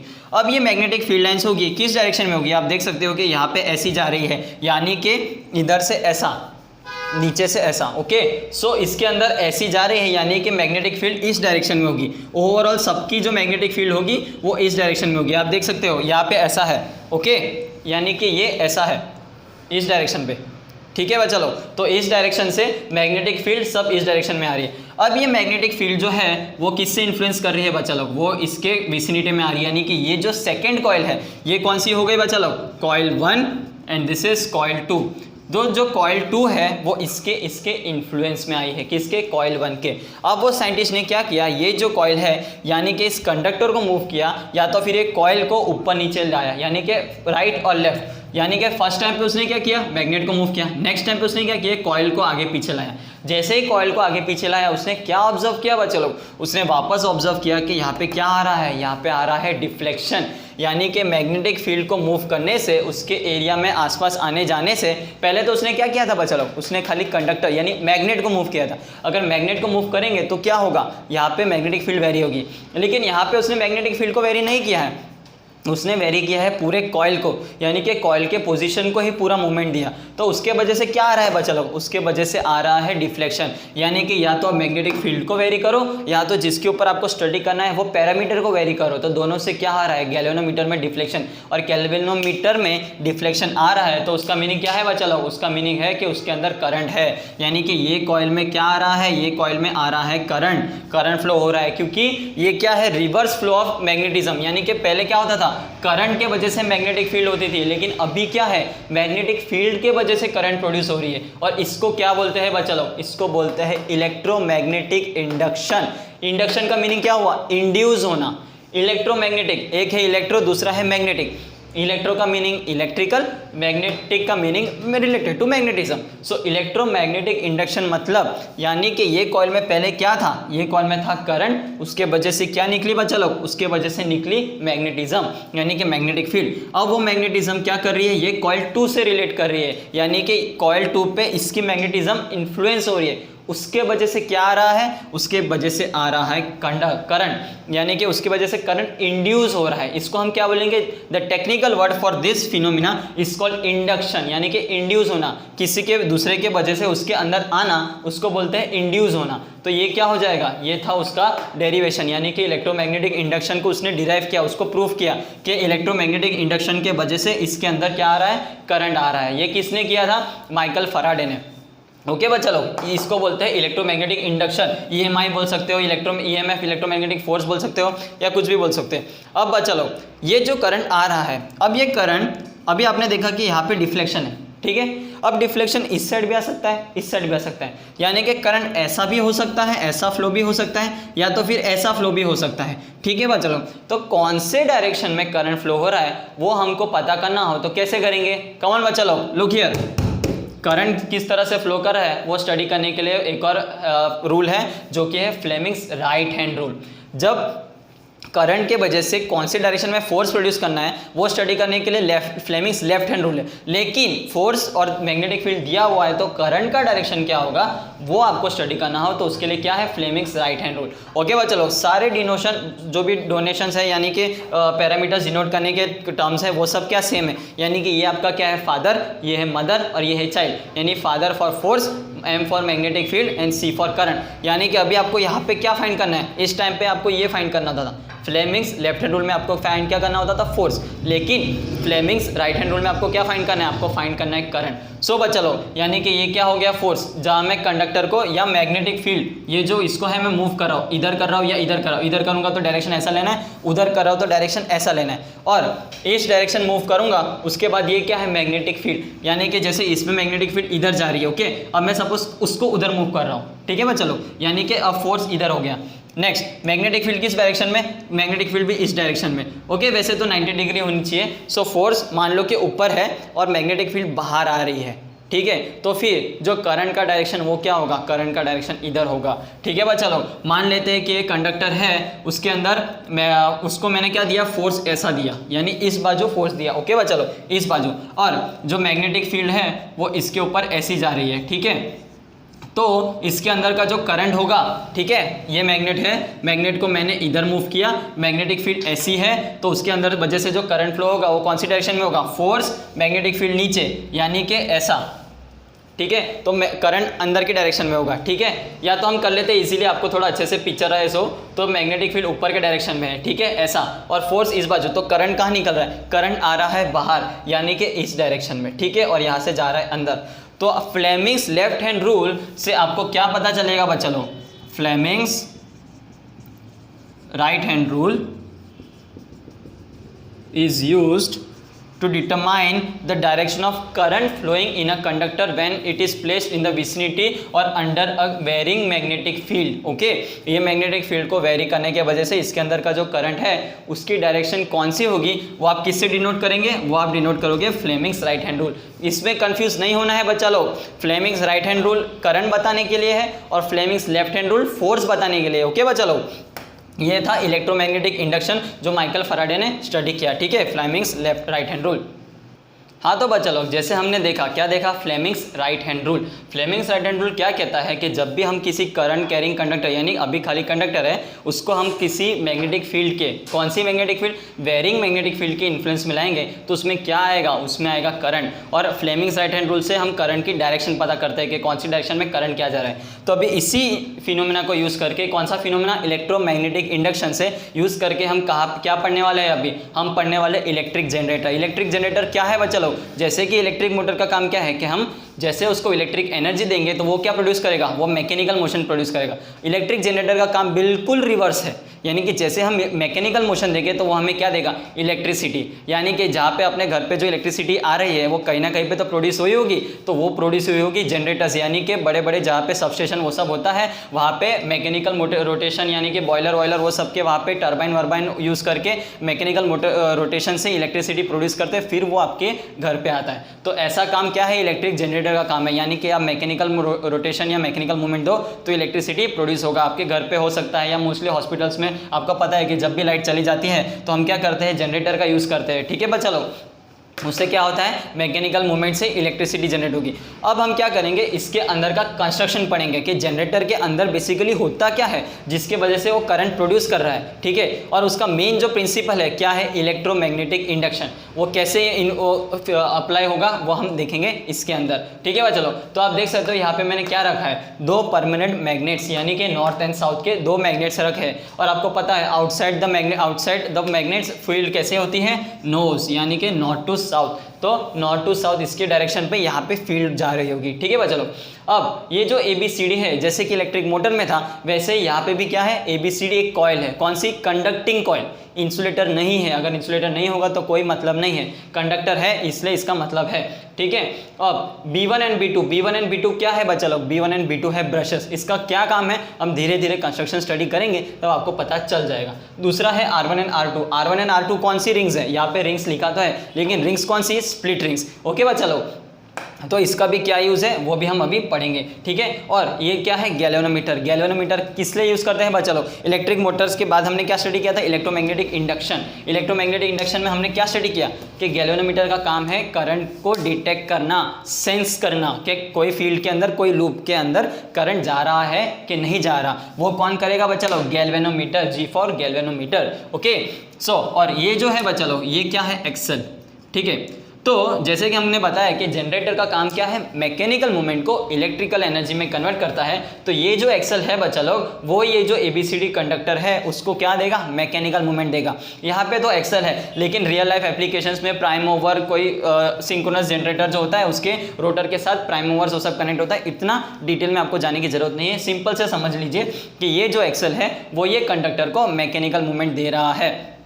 ठीक है, अब यहाँ पे मैकेनिकल मूवमेंट दे रहा है तो मान लेते हैं कि जो AB है वो कहाँ जा रहा है, अपवर्ड्स, एंड ये जो CD है वो कहाँ जा रहा है, डाउनवर्ड्स। और मैग्नेटिक फील्ड कैसी है, ऐसी, यानी north to south. So let's move on to Fleming's right hand rule, यानी कि अभी मैग्नेटिक फील्ड किधर है, मैग्नेटिक फील्ड इधर है, ओके। एंड फोर्स किधर है, AB को मान लेते हैं कि वो अपवर्ड्स जा रहा है, यानी कि बाहर आ रहा है, ऐसा। सपोज ये AB जो ABCD है वो ये है AB and CD, okay. ABCD ऐसी है और वो जा रही है अपवर्ड्स, यानी कि रोटेशन कैसा है, ऐसा, जिसको बोलते हैं एंटी क्लॉकवाइज। ठीक है, सॉरी आपके इस साइड से क्लॉकवाइज है, लेकिन मेरे बाजू से ये कौन सी डायरेक्शन है, ये एंटी क्लॉकवाइज। आप सामने से देख रहे हो तो आपको ये कौन सी डायरेक्शन लगेगी, आपको लगेगी ये क्लॉकवाइज है। ठीक है, तो ये जो कॉइल है यानी कि ABCD वो घूम रही है क्लॉकवाइज, यानी कि AB जो जा रहा है वो जा रहा है upwards. So Fleming's right hand rule, force यानी कि movement of the coil is upwards, magnetic field is in this direction, so the current that is induced in this coil AB is inwards, okay, यानी कि ऐसा जा रहा है, okay. सो ये देखो, ये जो मैंने डायरेक्शन बताया है वो करंट का बताया है, किस डायरेक्शन में जा रहा है करंट, ऊपर के डायरेक्शन में जा रहा है। और ये जो CD है, CD कैसी जा रही है बच्चा लोग, CD जा रही है डाउनवर्ड्स, यानी कि फ्लेमिंग्स लेफ्ट हैंड रूल में ये जो मूवमेंट है वो जा रहा है डाउनवर्ड्स। मैग्नेटिक फील्ड्स किधर है, मैग्नेटिक फील्ड इधर है, तो करंट कैसा आएगा, करंट कैसे आएगा, करंट आएगा आउटवर्ड्स, ओके बच्चा लोग। तो आप देख सकते हो कि करंट कहाँ जा रहा है, बाहर आ रहा है, नीचे, यानी ये जो रखा है मैंने उसको मान लीजिए कि ये हॉरिजॉन्टल है, क्योंकि वर्टिकल में आपको इजीली समझ नहीं आएगा, उसको प्रैक्टिकली अज्यूम करिए, इमेजिन करिए कि कॉइल ऐसी रखी है और वो ऐसी घूम रही है, सॉरी ऐसी, ठीक है, क्लॉकवाइज घूम रही है, तो इसके अंदर जो करंट जाएगा वो बाहर के साइड आएगा, ठीक है, इस डायरेक्शन में आएगा। अब बच्चा लोग, अब क्या होता है, ये जो ABCD है हाफ रोटेशन के बाद CD इधर आएगी, यानी कि अभी मैंने इसको हाफ रोटेशन घुमा दिया, तो हाफ रोटेशन के आने के बाद इसमें क्या हो जाएगा, वो ऐसी हो जाएगी, यानी कि जो CD है वो इधर आ जाएगा एंड जो कंडक्टर है AB वो इधर आ जाएगा। ठीक है, AB में करंट कैसा है, अपवर्ड्स डायरेक्शन में, और CD में कैसा है, करंट डाउनवर्ड्स डायरेक्शन में, ओके बा। चलो अब आप देख सकते हो कि वो ऐसा घूम रहा है, तो इसका मतलब इसके अंदर वापस अब यहाँ पे N है और यहाँ पे S है, ठीक है, मैग्नेटिक फील्ड तो ऐसे ही जा रही है, तो जब वो ऐसी जा रही है वापस मैग्नेटिक फील्ड इसी डायरेक्शन में है और जो मूवमेंट है वो क्लॉकवाइज ही है, तो आप देख सकते हो वापस जब आप फ्लेमिंग लेफ्ट हैंड रूल लगाओगे, किसके लिए, नेक्स्ट हाफ साइकिल के लिए, यानी कि एक साइकिल हो चुका है, एक बार कॉइल आधी घूम चुकी है, नेक्स्ट साइकिल के लिए आगे का सर्किट आप समझ लीजिए कि आगे का सर्किट कैसा है, ओके। आगे के सर्किट में तो करंट ऐसा जा रहा है, उसके वजह से आप देख सकते हो कि यहाँ पे जो गैल्वेनोमीटर है उसके अंदर आता है डिफ्लेक्शन, यानी कि आपके कॉइल में से क्या हो रहा है, करंट फ्लो हो रहा है। अब हमने क्या स्टडी किया कि जब इसको हम हाफ रोटेशन घुमा देंगे, यानी कि हाफ साइकिल इसने कंप्लीट कर लिया है, तो जो CD है वो इस बाजू आ गया है और जो AB है वो उस बाजू चला गया है, ठीक है। लेकिन आपका मूवमेंट ऑफ मैग्नेटिक पोल्स यानी कि परमानेंट मैग्नेट तो वहाँ पे ही है, और जो एक्सल है वो उसको क्लॉकवाइज ही घुमा रही है। अब अगर क्लॉकवाइज उसको घुमा रही है तो फ्लेमिंग्स राइट हैंड रूल से हमने क्या पता किया कि जो मूवमेंट है किसका, ABCD का, वो क्लॉकवाइज घूम रही है, यानी कि अपवर्ड्स डायरेक्शन, और नॉर्थ साउथ की वजह से फील्ड कहाँ जा रहा है, ईस्ट डायरेक्शन, यानी कि राइट डायरेक्शन। तो जो करंट है वो करंट किस बाजू आएगा, वो इनसाइड जा रहा है। लेकिन यहाँ पे तो CD में कॉइल करंट कैसे जा रहा है, CD में करंट इनसाइड नीचे जा रहा है, यानी कि बाहर आ रहा है। तो करंट जब फिनोमेना की वजह से यानी रूल्स की वजह से इन्वर्ट आ रहा है, लेकिन जो कॉइल है उसकी वजह से करंट बाहर आ रहा है, तो इसके वजह से क्या आ रहा है, करंट रिवर्सल, यानी कि इंटरचेंजिंग ऑफ करंट। तो इसको आप क्या बोलते हैं, AC करंट, कि जो फर्स्ट हाफ साइकिल में बाहर आ रहा है और नेगेटिव हाफ साइकिल में अंदर जा रहा है, तो इसको बोलते हैं AC। AC का फुल फॉर्म आपको मैंने बोला है कि कमेंट के अंदर बताइए कि AC जो करंट है जो आपके घर पे आता है वो करंट कौन सा है, यानी ये AC है। तो AC का फुल फॉर्म क्या है वो आपको करंट आपके कमेंट सेक्शन में बताना है। अगर आपको नहीं पता चलेगा तो भी नेक्स्ट वीडियो में तो मैं AC आपको बता ही दूंगा कि फुल फॉर्म क्या होता है।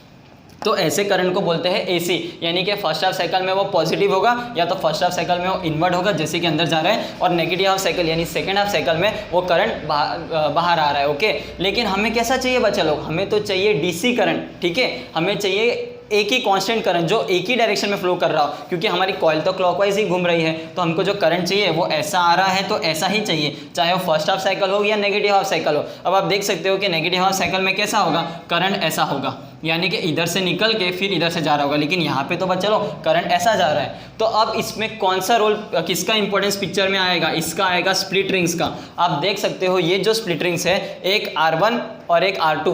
R1 जो है बच्चा लोग वो एक कॉइल से कनेक्टेड है और जो R2 है वो दूसरे कॉइल के साथ। ये जो देखो आप कनेक्शन देख रहे हो, ये R1 जो है वो इसके साथ कनेक्टेड है यानी AB के साथ, और ये जो है R2 वो इस ब्रश के साथ यानी कि इस रिंग के साथ कनेक्टेड है। तो इसका मतलब ये हुआ कि जब भी इधर जो भी कॉइल आएगी, यहाँ पे AB आएगी, CD आएगी, EB EF GH जो भी ABCD A to Z में कोई भी आएगी, वो कॉइल पे हमेशा करंट कैसा आएगा, या हमेशा करंट इसी डायरेक्शन पे आएगा। ओके, और इस कॉइल में, इस रिंग पे जो भी कॉइल कनेक्ट रहेगी उसके अंदर जो फोर्स या करंट आएगा वो हमेशा डाउनवर्ड्स ही आएगा। ओके बच्चा लोग, इस तरह हमने उसको अलग से कनेक्ट किया है। तो जब भी वो इस डायरेक्शन में उल्टा घूम जाएगी तो उसका डायरेक्शन हमेशा कैसा, क्लॉकवाइज ही रहेगा। किसका, कॉइल का, क्योंकि एक्सल मूवमेंट कौन दे रहा है, एक्सल दे रहा है। एक्सल उसको क्लॉकवाइज ही घुमाएगा, उसके वजह से हमेशा इसमें क्या आएगा, करंट अपवर्ड्स ही आएगा, यानी कि इधर अपवर्ड्स आएगा यानी कि ऐसा, और यहाँ पे डाउनवर्ड्स आएगा, जिसकी वजह से आपको क्या मिलेगा, यूनिफ्लो ऑफ करंट, यानी कि करंट अगर ऐसे प्रोड्यूस हो रहा है तो वो ऐसे ही जाएगा। ओके, वरना क्या होता कि फर्स्ट साइकिल में ऐसा करंट जा रहा है और नेगेटिव हाफ साइकिल में करंट नीचे जाता, और अगर करंट नीचे जाता तो इधर से वो ब्रश रिंग से इधर आता, यानी कि हमको ऐसा नहीं चाहिए। हमको कैसा चाहिए कि अगर AB में करंट ऐसे जा रहा है तो वो इधर से, वो देखिए आप इधर ऐसे ही आएगा, फिर ये CD जब नीचे आएगा तो उसके अंदर करंट नीचे नहीं, उसमें करंट ऊपर आएगा, यानी कि उसमें ऐसा, क्योंकि हर बार करंट क्या हो रहा है, चेंज हो रहा है। ठीक है बा, चलो ये कॉइल्स की वजह से AB में करंट इधर जा रहा है तो यहाँ पे अगर CD आएगा तो CD में भी करंट ऊपर ही आएगा। तो हमें क्या चाहिए कि ये जो गैल्वेनोमीटर है वो यूनि डायरेक्शन ही डिटेक्ट करे। तो हम लोग क्या करेंगे, ये दो स्लिप रिंग्स इंड्यूस करेंगे, यानी कि इंट्रोड्यूस करेंगे, R1 एंड R2। ये जो R1 है हमेशा ये कॉइल के साथ कनेक्टेड है और ये जो R2 है वो हमेशा ये कॉइल के साथ कनेक्टेड है। तो इसके अंदर हमेशा करंट अपवर्ड्स आएगा, इसमें करंट हमेशा डाउनवर्ड्स आएगा। तो उसके वजह से क्या होगा बच्चा लोग, ये हमको जो करंट मिलेगा वो यूनि डायरेक्शन फ्लो करेगा।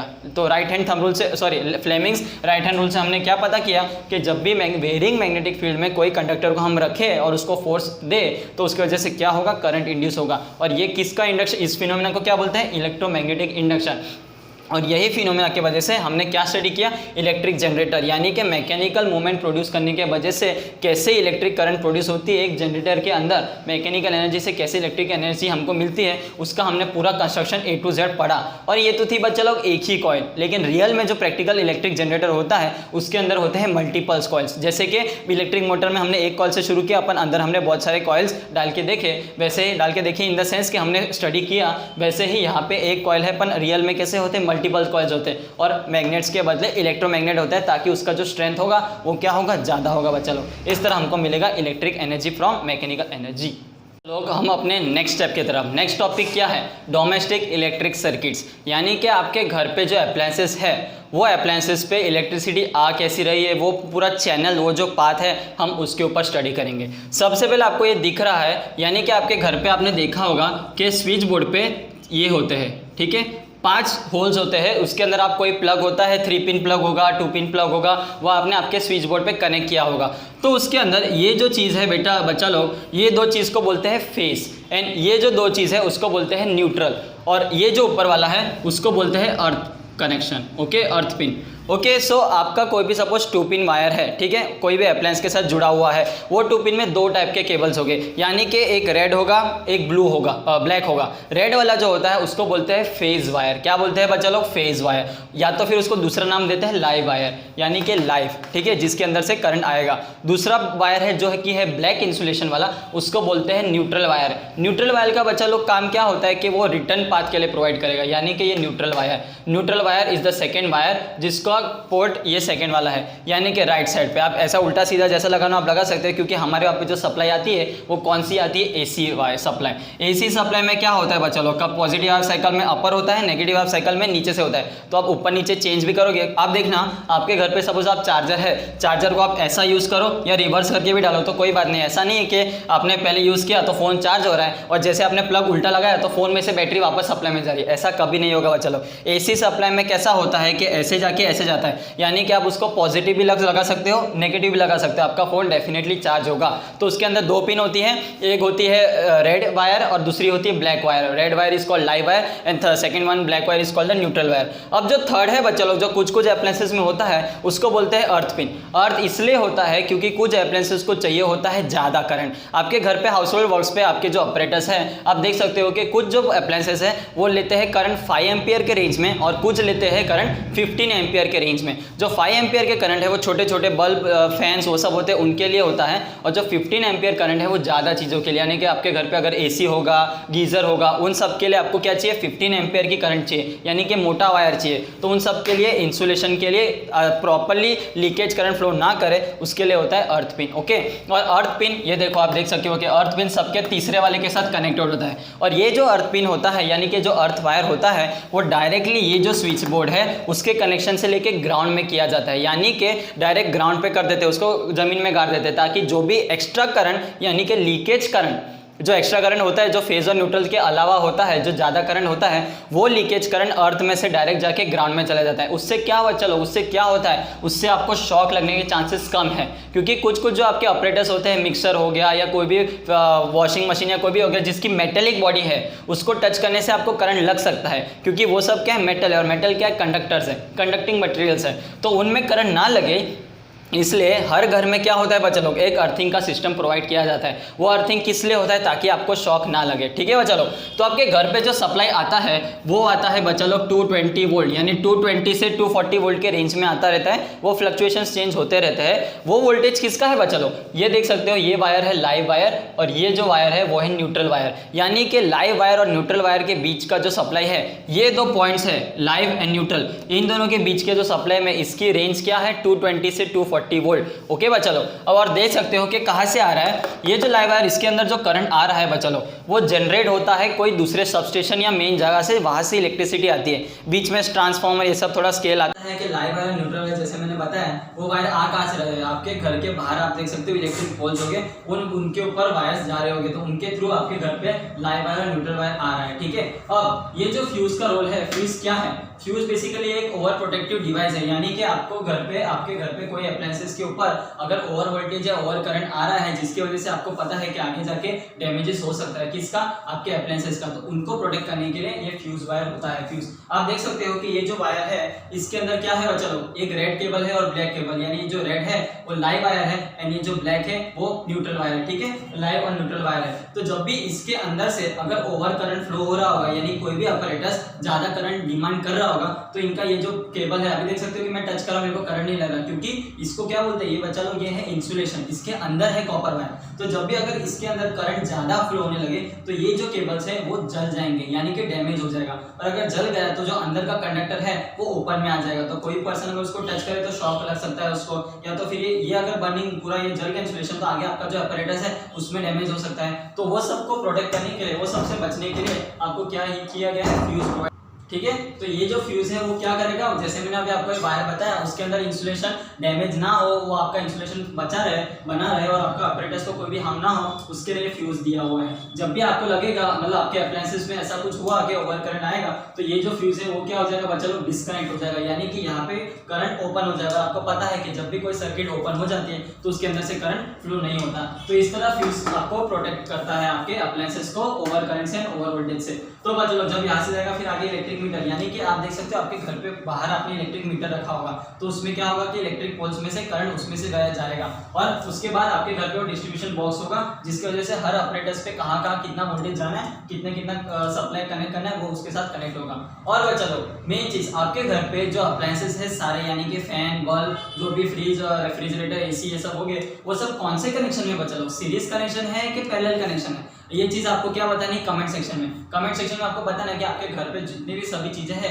जिसकी रेटिंग 220 से 240 वोल्ट आपके जो सप्लाई आ रहा है, वो सारे अप्लायंसेस क्या सीरीज में कनेक्ट है कि पैरेलल में कनेक्टेड है। अगर आपको नहीं पता तो मैं आपको बता देता हूँ, फिर भी मुझे कमेंट में आपका आंसर चाहिए। इसका जो कनेक्शन है, आपने जो रेजिस्टेंस पढ़ा था, resistance in series and resistance in parallel, उससे पता चलेगा। मैं आपको एक हिंट दे देता हूँ कि सारे वहां पे सारे अप्लायंसेस पे जो वोल्टेज है वो सेम रहेगा, यानी सभी अप्लायंसेस के वहां पे जितना भी वोल्टेज मैंने दिया है 220 से 240 जो रेंज हो रहा है है वो पूरा हर एक स्विच में, यानी ये जो स्विचेस है जितने भी आपके घर पे स्विचेस होंगे उन सबके स्विचेस पे 220 से यानी 220 से 240 वोल्ट का सप्लाई ही रहेगा। तो आप समझ चुके हो कि अगर वोल्टेज सेम रहता है तो कौन सा कनेक्शन है, कौन बच्चे लोग बताइए बताइए, आपके कमेंट में बता देना, मैं अभी नहीं बताऊंगा। और अगर आपको कमेंट में आंसर जिसने अगर दे दिया उसको वेल एंड गुड, जिसको नहीं पता उसको मैं नेक्स्ट एपिसोड में तो बताने वाला। तो आपके लिए होमवर्क क्या क्या है बच्चों लोग, एक तो आपको एसी का फुल फॉर्म बताना है और दूसरा आपको बताना है कि आपके घर पे जो कनेक्शन है वो सीरीज में है कि पैरेलल में है। ओके, तो इस तरह आपने जो इलेक्ट्रिक डोमेस्टिक इलेक्ट्रिक सर्किट है, आपके घर के जो कनेक्शन है अपरेटस है उसके अंदर करंट कैसे आता है वो आपने स्टडी किया है। ओके बच्चों लोग, तो इसी तरह आपका जो magnetic effects of electric current का जो चैप्टर है वो होता है यहाँ पे समाप्त। और आपको अगर ये वीडियो अच्छा लगा हो तो वीडियो को जरूर लाइक कीजिए और अपने दोस्तों के साथ भी जरूर इसको शेयर कीजिए, क्योंकि आपको जो नॉलेज पता चला है वो सबको पता चलना चाहिए। तो चलो, अगर बढ़ना है तो आपको क्या करना है, पढ़ना है, इसलिए ये टॉपिक को अच्छे से करिए और अपने दोस्तों के साथ जरूर शेयर कीजिए। तो लाइक शेयर एंड सब्सक्राइब जरूर कीजिए। Thank you.